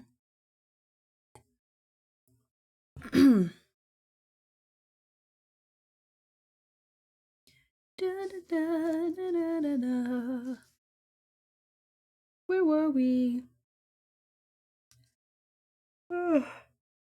Okay. Oxygen. Prince Jing ordered him to leave. Right? Yeah. Once Wang Gonggon had left, the more Liu thought about it, the more he thought it was his fault. He could no longer stomach any more fish feed or pastries, and he couldn't help replaying all the details of the banquet in his head. He just didn't understand. While he was blaming himself, Liu saw Prince Jing had left a little lamp on by the window and was sitting there. The dark night made his young, handsome face seem slightly hazy. It was already dark. He'd had such an exhausting day, but Prince Jing wasn't resting. Perhaps just like Liu, he couldn't figure it out and couldn't fall asleep. He couldn't continue like this. Liu shook his head and turned into a human where Prince Jing couldn't see. He walked to the window and called out apologetically, "Your Highness?" Prince Jing looked up at him, eyes full of smiles, and waved at him. Liu suddenly realized Prince Jing was there because he was waiting up for him, not because he was upset about today. "Your Highness, I'm sorry. I tried my best. I don't know why things ended up like this." Liu mumbled an explanation, feeling very sorry for himself. Didn't all the novels say that fighting for the throne meant making the Emperor happy? Why was it that he made the Emperor happy, but it only backfired? Did the Emperor suspect Prince Jing because he tried to get his favor? Why couldn't Liu share some of his luck in specific, slightly weird places with Prince Jing? Prince Jing saw that he'd misunderstood and shook his head. He patted Liu's hand, then pointed at the painting on the wall. Liu tried to guess for a while before he understood what Prince Jing meant. Prince Jing was saying it wasn't Liu's fault. Prince Jing had given a painting as well, after all. Liu sniffled and said uncertainly, "You don't blame me, Your Highness?" Prince Jing shook his head again, holding Liu's hands tighter. It was hard to say what he wanted through a few brief actions. Prince Jing kissed Liu on the lips, then put him on his lap. Liu was shocked. Prince Jing wanted to do that now? Unless he was afraid he wasn't coming back anymore, so he had to eat his fill? Just like how he suddenly went to Changchun Palace? Was he afraid he wouldn't be able to pay his respects anymore? Liu's heart was aching. Either way, the fish had nothing to give but himself. It wasn't a big deal to let Prince Jing have some fun. He steeled himself, wrapping his arms around Prince Jing's neck. Prince Jing paused a little at Liu's sudden initiative.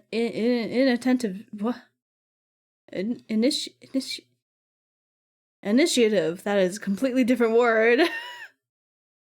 Prince Jing paused a little at Liu's sudden initiative, then laughed like something just occurred to him. He pushed Liu away from him slightly, held Liu's hand, and spread out a sheet of paper. Liu suddenly went bright red. So he didn't want to eat him. He wanted to write? Prince Jing wrote, and with his hand over Liu's. "You've worked hard. You're very good. Don't worry. Father isn't mad at me." Really? Liu didn't quite believe him. Then why does the Emperor want your Highness to leave? In the book, the western border was a desolate, dangerous place, and quite poor. There was no way the Emperor wanted Prince Jing to go on a vacation there, right? "Father hasn't taken away my title yet," Prince Jing wrote down roughly, hinting at something. Liu mulled those words over in his head. His eyes brightened. Hasn't taken away my title yet. What does that mean? The Emperor was thoroughly disappointed with the second prince, not even leaving him the title of prince, only calling him the Marquis of An. None of the other princes were given proper titles either. Prince Jing's title was given to him out of regret and reassurance. If the Emperor was really angry and sent Prince Jing away in a fit of rage, he wouldn't let him keep his title. So the Emperor ordered you to go to the western border, not as punishment, but as... Liu was just about to say it when Prince Jing put a finger on his lips hurriedly and shushed him. The Emperor hadn't said anything. He just told him to go to the western border. He had received more specific instructions when he got there. Prince Jing himself didn't get it either. He just inferred this from the fact that the Emperor still asked Lord Risheng to see him out. He felt like he had the right idea, but he couldn't say it out loud. If the Emperor wanted him to go to the border, he had no choice but to go. Liu covered his mouth cooperatively, but his heart immediately started to jump. Since ancient times, if a father was kicking his son out not for punishment, then it was to test him. But why did the Emperor want to test Prince Jing? I wonder. It must be because he had new hopes for him. In the past, the Emperor rarely interfered with Prince Jing's life because he didn't expect much from him, so he didn't care what Prince Jing did. So now he was hopeful. Going to the western border might not be a bad thing. But now that he figured it out, Liu's dismay turned to joy. Your Highness, when are you leaving? Prince Jing wrote. Soon, in a few days. You stay here. Wangji will take care of you. Huh? No, we're not doing that. Though Prince Jing was fairly confident he'd figured out what the Emperor was thinking, the western border was a desperate place. He didn't want Zhao Yu to come with him. Besides, he was afraid the trip would be too much for Zhao Yu, so he wanted him to stay in the city. He hadn't pampered Zhao Yu enough yet. How could he let Zhao Yu go through such hardship with him? It's okay. He's from modern times. He'll be fine. Liu couldn't believe he was going to be left behind. Holy shit, if Prince Jing was going to the western border, didn't that mean they were about to go through thick and thin? No, Your Highness, he declared loudly. I'll go where you go. If you're going, we're going together.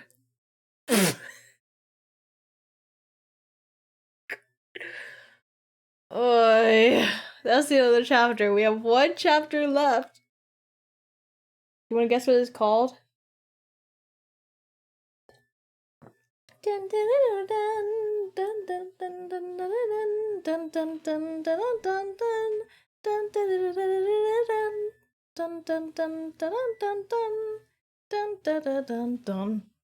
That's the sound my laundry machine makes when it's done.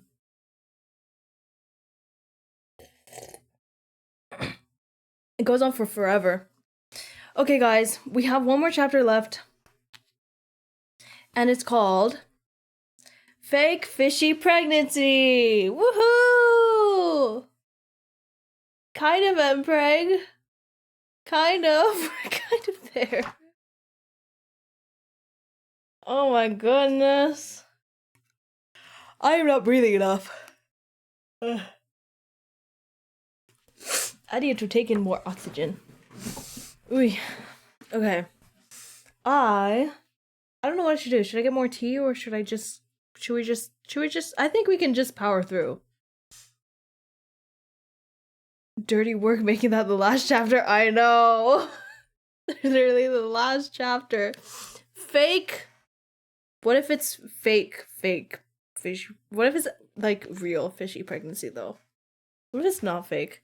How about let's stop here and let's just start a fanfiction where he actually gets MPREG'd for real. Let's say he gets like a system update or something and then he has the ability to be pregnant. I think that's good. I think we could just end with that. Oh boy. Okay, we're gonna power on through. The last chapter. On page 387. I've been telling you, all of these chapters have been ending on even numbers. Every single one of them. That's crazy.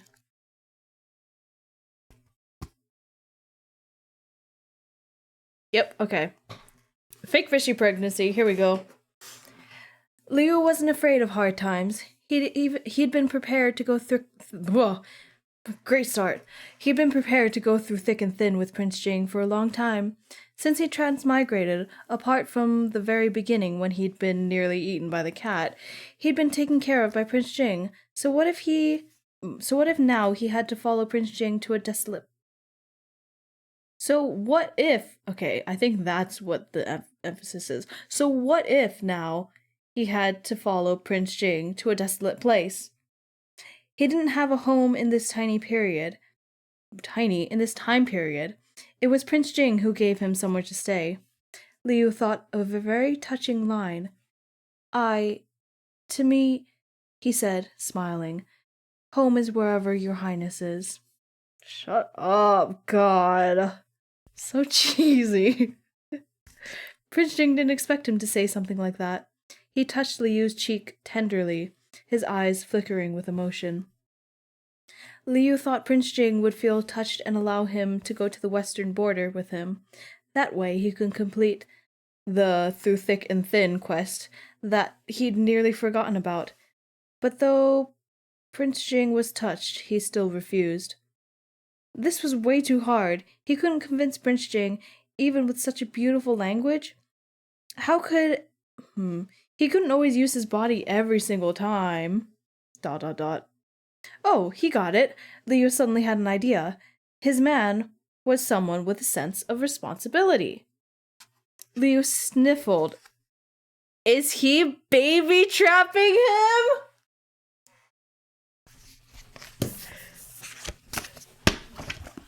No, oh no.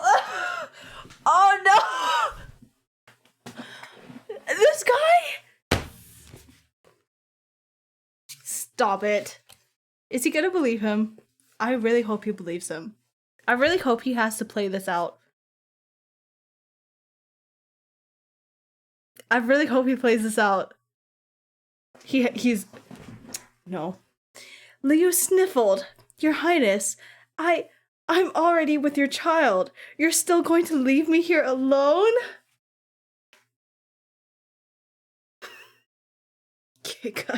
Okay, guy.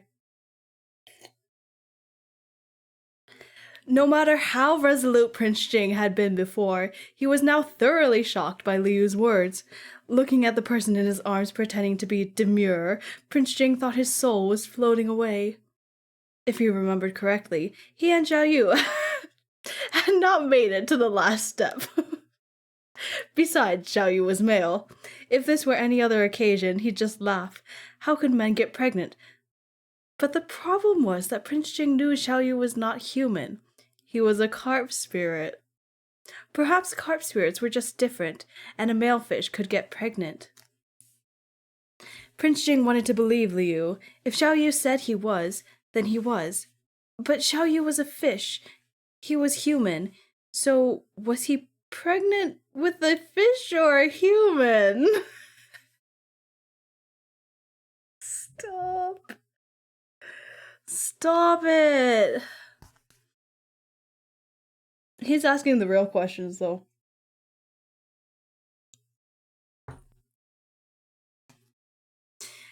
A human would be easier. If it were a fish... Prince Jing placed his palm carefully on Liu's belly. No matter what, that was his child in there. He wouldn't deny it. I'm sick!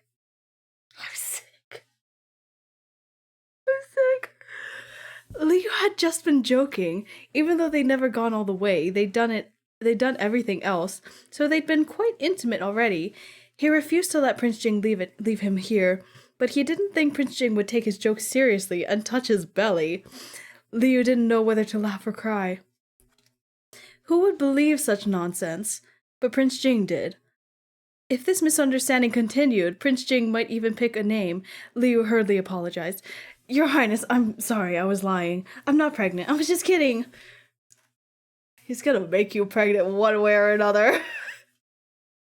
Oh my god. I want a baby trapping arc so bad, but I know Prince Jing wasn't more. Oh my god, that could never describe someone more. Yep. Yep. He wants it so bad.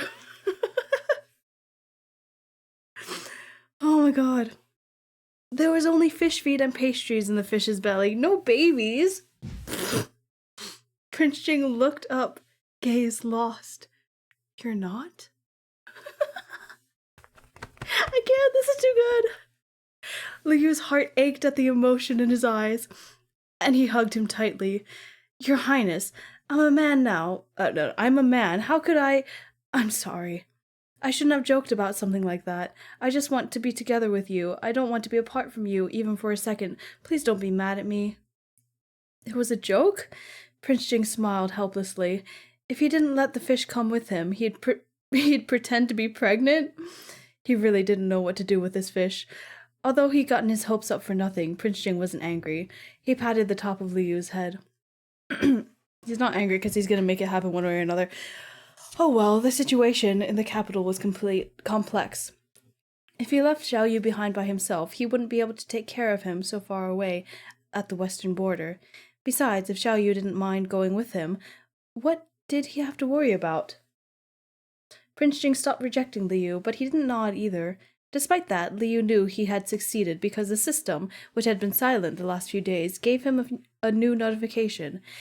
The main quest, through thick and thin, is in progress.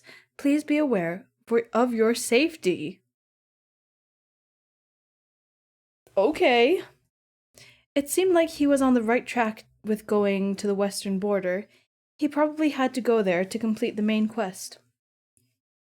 Because of the notification, Lee remembered the protagonist halo the system had mentioned in the past. These last few days, he'd been too busy worrying about Prince Jing, and he'd forgotten that Prince Jing would definitely ascend to the throne one day. Your Highness, no matter how dangerous it gets, or how many obstacles stand in your future, don't worry, Liu chuckled, very confident.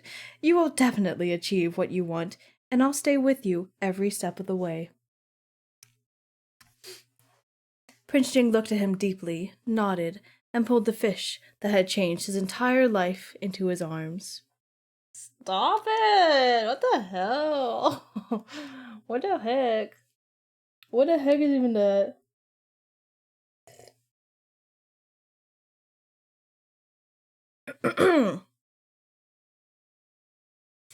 In Changqing Palace, the emperor, dressed in bright yellow robes embroidered with dragons, stared at the crane and peach painting on the wall expressionlessly.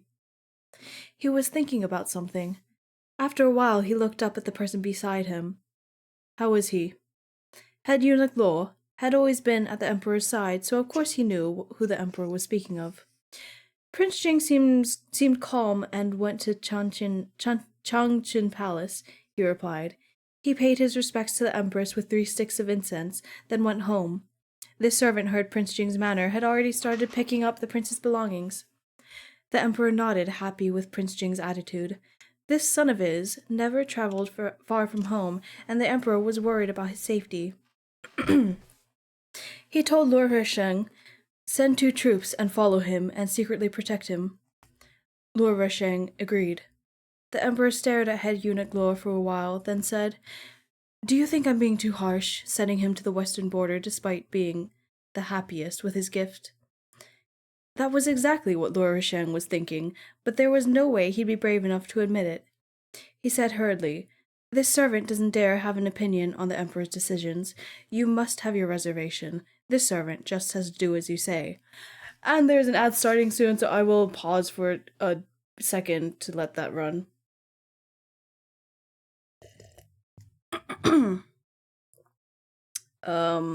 Just so we're not interrupted in the middle of it. Yippee! Yippee! It's just a start. It's okay, you can start now. You can start now. You can start now. It takes a while to start. It goes yellow for like 30 seconds before it runs the 30-second ad.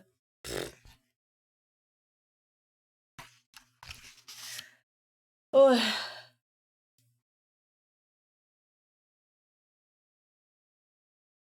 I wish it would. Okay, there we go. Goodness gracious.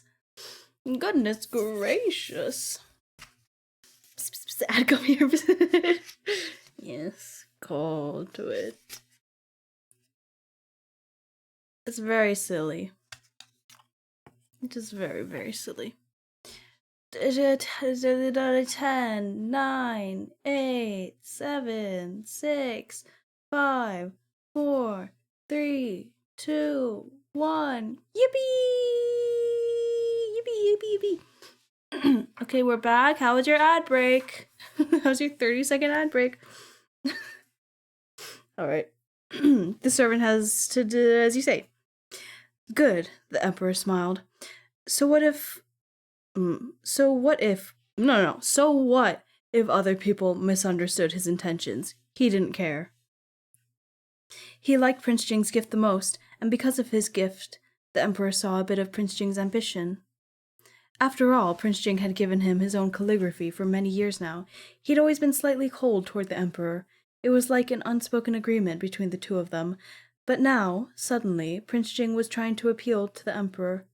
What did that mean? The emperor didn't need to think about this. After all, this was something he had gone through himself. How could he not understand that Prince Jing was starting to make a bid for the throne? You heathen. Okay. I was talking about Catholic, not about the emperor or Prince Jing or anything. The emperor hadn't chosen a crown prince for a long time. It was only expected for his adult princes to have such thoughts. The emperor was at least aware of that much. If the second and third princes hadn't made mistakes, he had been willing to give them the chance. But this was Prince Jing. Aside from being surprised, the emperor felt a bit of sadness and bitterness. In terms of status, no one deserved it more than Prince Jing, but because of his muteness, Prince Jing had lost a chance long ago. He always thought Prince Jing had accepted this fate, but now it seemed he hadn't. Did this brat know he couldn't choose a mute prince to be the crown prince? Why didn't this brat know he couldn't choose a mute prince to be the crown prince? Why was he still fighting? If this were before, the emperor would have thought this was a huge joke, but during his birthday banquet, the emperor realized the second prince had gone mad, and the third prince was still colluding with the officials while he was on house arrest. They'd both crossed the line. The only adult prince he could consider was the sixth prince. Though the emperor said he wasn't planning on picking a crown prince for now and wanted to see how the seventh and eighth princes fared in the future, they were still too young. It was hard to say what the future would hold. If the sixth prince wasn't suitable, then would he not consider Prince Jing at all? Prince Jing was mute, but compared to the idea of having no sons to choose from at all, that problem no longer seemed so important. As for his children, though the imperial physicians said it was very possible Prince Jing would pass his muteness onto his children, it wasn't certain. It was still possible for Prince Jing to have children without that disability. Maybe just make an accommodating society. Easy. Okay. The emperor thought silently. He had 8 sons, and only one of them was mute. If it came down to it, if Prince Jing had 8 sons, at least one of them might not be mute, right? And so Prince Jing wasn't completely out of the question. If you took the muteness out of the equation, Prince Jing certainly didn't lose to the sixth prince, or even the second prince from before. Now he'd thought all this through. Ma'am? There's a dog knocking at my door. Or make a new He has 2 other children, they're just too young now. Fuck off, not right now, I'm busy. Okay. Now he thought this all through. The emperor was a little excited.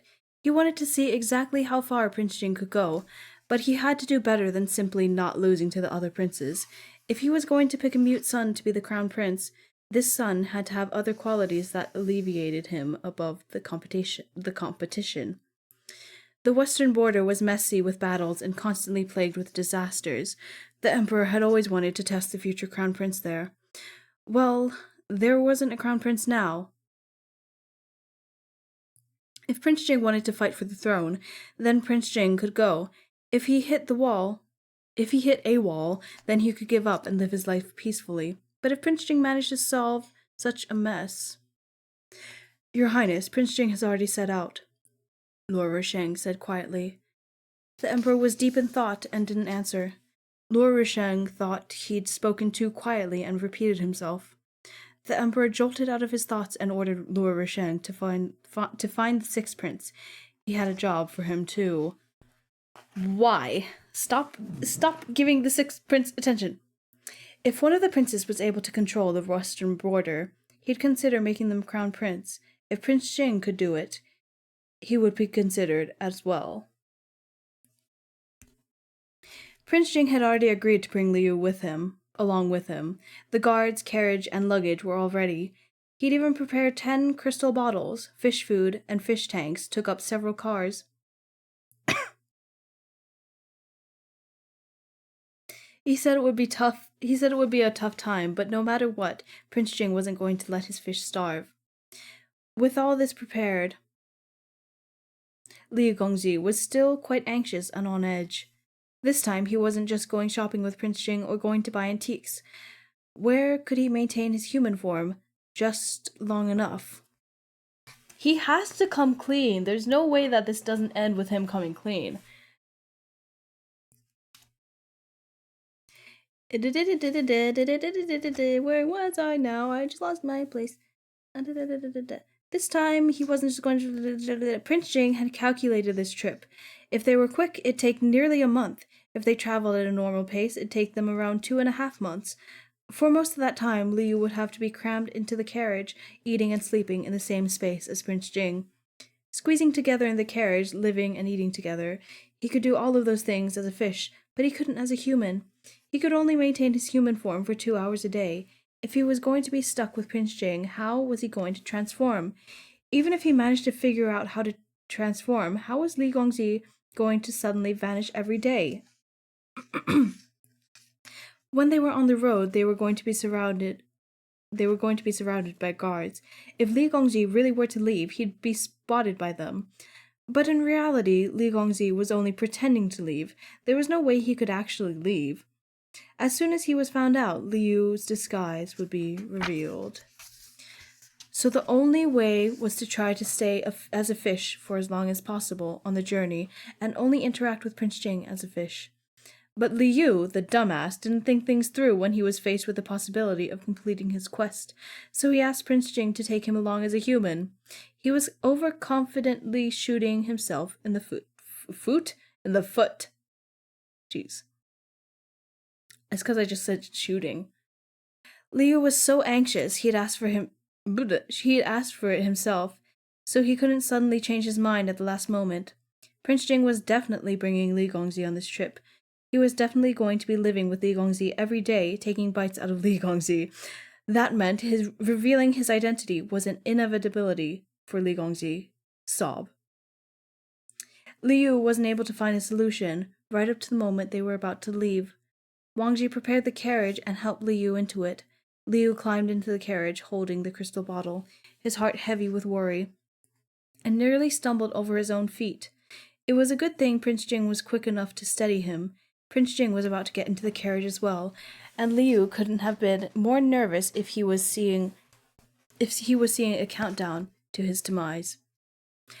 Soon, Prince Jing entered the carriage too and looked at Liu, confirming there was nothing wrong. Liu couldn't hide what he was feeling. Prince Jing smiled at the way he was trembling, then left. What? That is written in the book. That is not just me, but it is also me.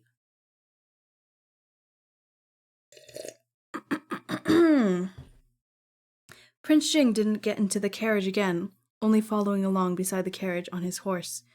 Liu was confused. Was Prince Jing not going to get in? He lifted a corner of the curtain, wanting to ask someone when he saw Wang Ji just outside. Wang Gong, what's going on?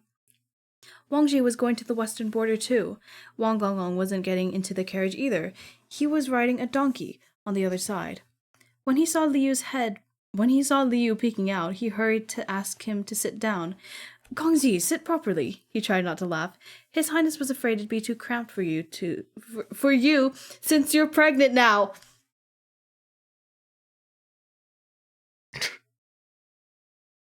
Okay. It's back on. We're back on.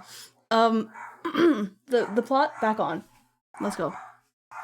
Yeah, exciting. I know. Crazy. The dogs are excited too.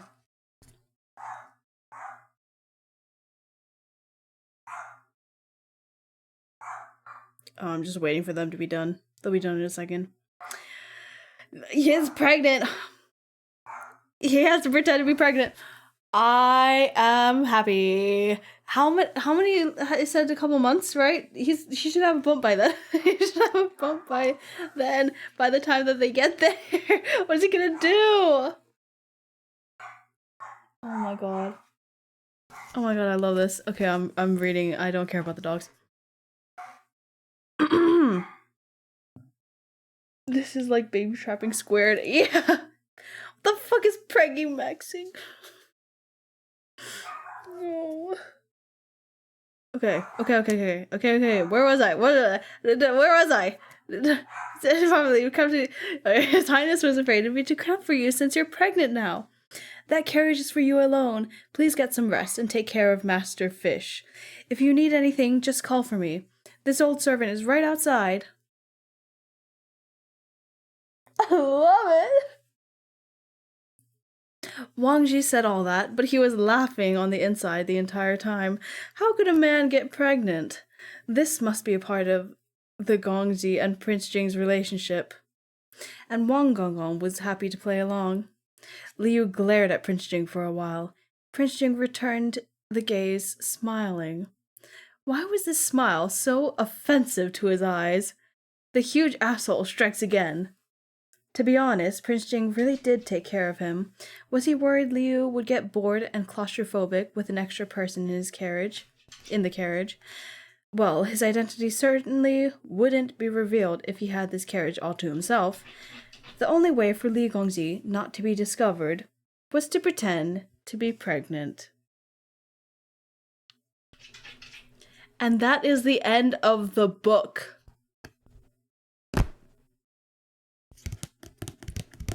That is how that ends.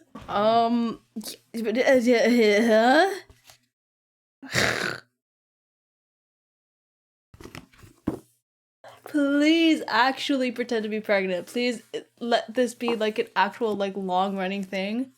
And then actually get pregnant. That would be great. I'd love that. It just seems like it'd be so easy to do. Why not? Oh my god. Oh my god. That's it. I'm putting the book down. That's it. That is it.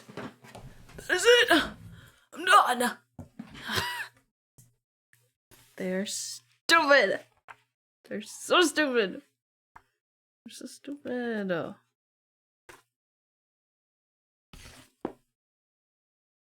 I need the pregnancy thing drawn out for at least maybe 20 chapters. At least half of the next book, you know? Like, come on. We gotta. So much wasted potential if you don't, you know? This is so W Riz, they went to... You know what? I'm not reading your chats anymore, Cat. Like, this is not... I'm not reading Brain Rot. Can't deal with you. Oh my god. And I finished my tea.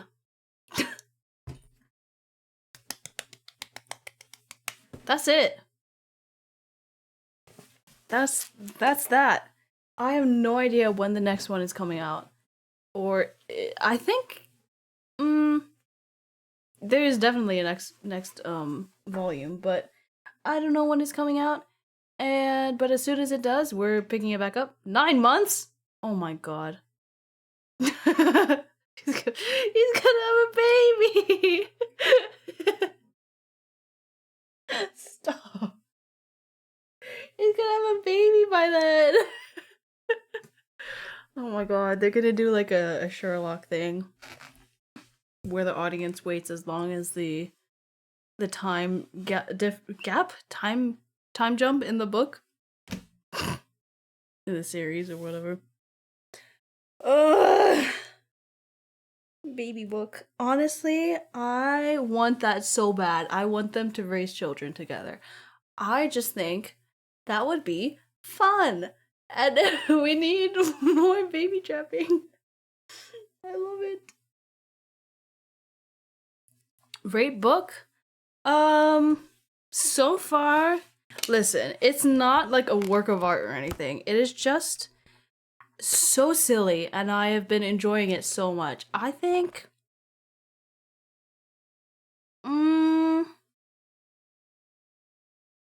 how dare you? Okay.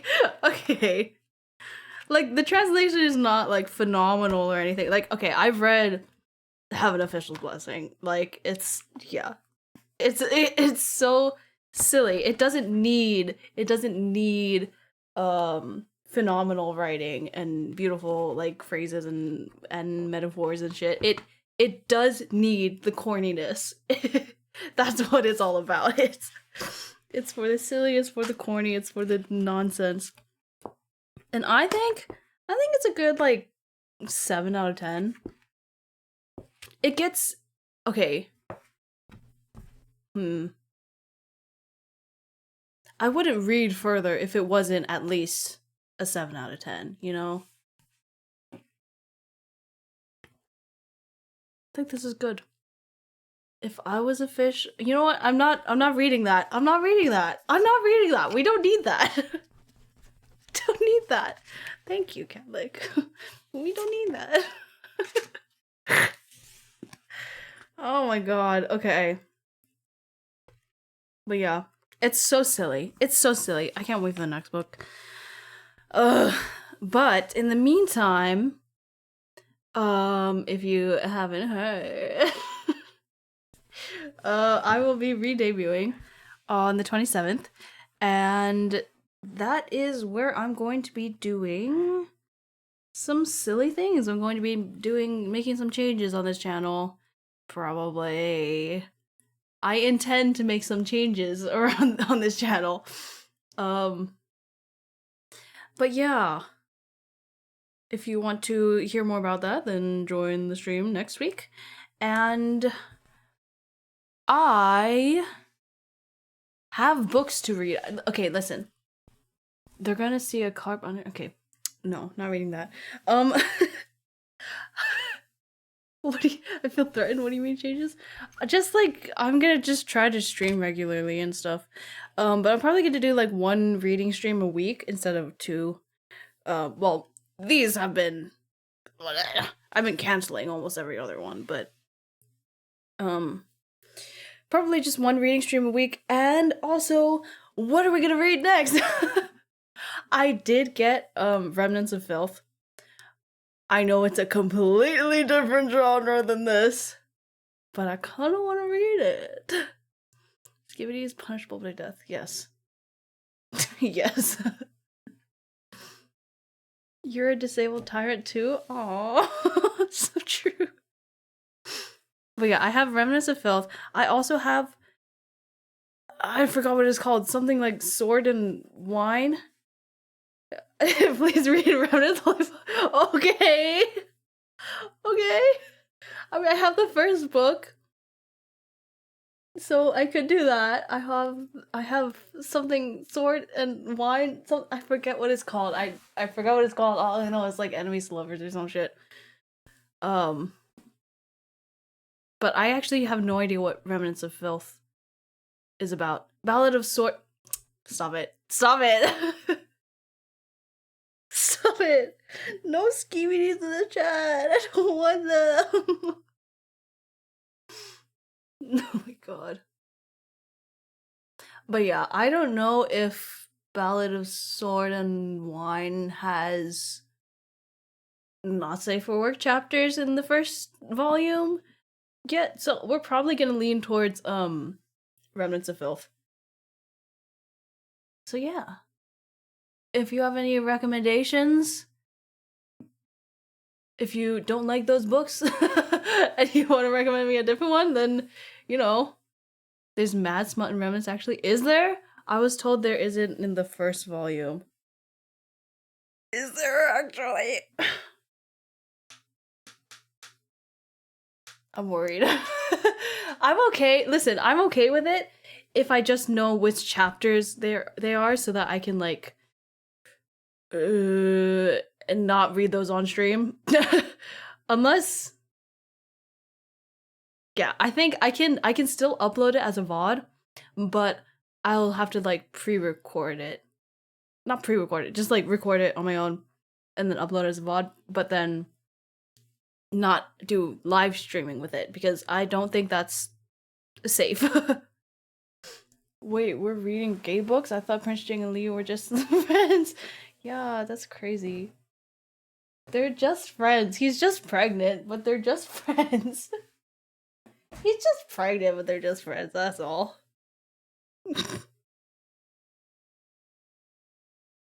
Ay. Friendly childbearing. Anyway. Yeah, I don't think I have much else to say. Oh, I can put this book down now. Yeah, we're good. Disabled Tyrant gonna be sucking off. What is wrong with you? I'm gonna. You need to be timed out. You need to be timed out. Fishy cook. We've already done the. We've already done it. We've already done that. Yeah, I think you need a timeout. I think you need a timeout, Kevin. This would actually be good for me to learn how to actually do this. I can block, I can report. Can I not time you out because you're a mod? Fuck off! Oh my god, that's not fair. I'm gonna unmod you. I need to unmod you. Oh my god. Okay. Anyway, I think that's everything. Debut stream next week. Well, re-debut. I'll be showing off my new model and all the things that I did for it. All the things that have been in the works for so long. And I've been holding on to and couldn't share until now. Well, until next week. Also, I'm releasing a new cover. Yippee! I don't know if that worked, but yippee! I'll do it for you if it didn't work. Yippee! I'm releasing a new cover that I actually feel really bad because this cover has been done for like months, so long, like half a year, maybe more than half a year. And I haven't released it yet, but we're releasing it next week. So yeah, it'll be fun. Will it be like 28th for me or like, yeah, probably 28th for you. Were you just waiting for debut? I was just waiting. I was waiting for my model to be rigged. And then it did get rigged and I was like, wait, I'm not ready. So yeah. I'm kind of doing like a little rushed re-debut a bit. But that's okay. It'll be fun. I'm gonna be doing like plan for re-debut is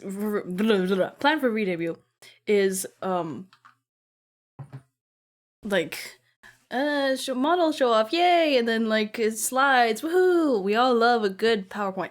And then I think I'm not actually set on the what's the word, the roster?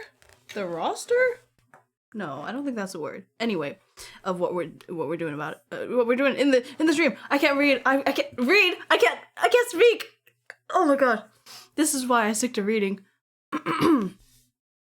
But after that, cover release, and then karaoke. Yippee! Put Dobby on stream? I don't want Dobby on stream. I don't like Dobby. I don't like Dobby. Are you asking for a Baldur's Gate stream collab? Okay, we can do that. instead of my re-debut stream, we'll just do it. Baldur's Gate stream. Okay. Yeah, that's everything. That's everything, I believe. Oh, yeah, I also have a raffle going on right now. So if you want to attend, be a part of that, I don't know. Whatever, do that. Feel free to be include yourself into that. I am also closing in on 2K, I think.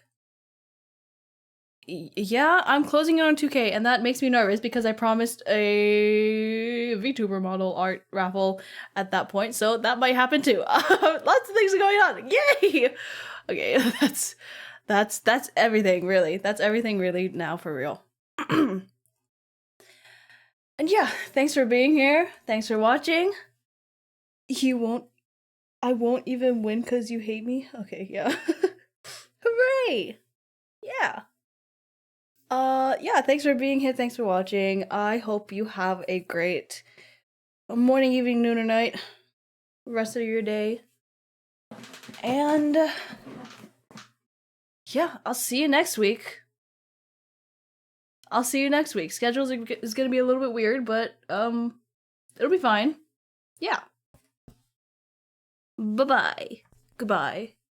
Au revoir. See ya. I will have it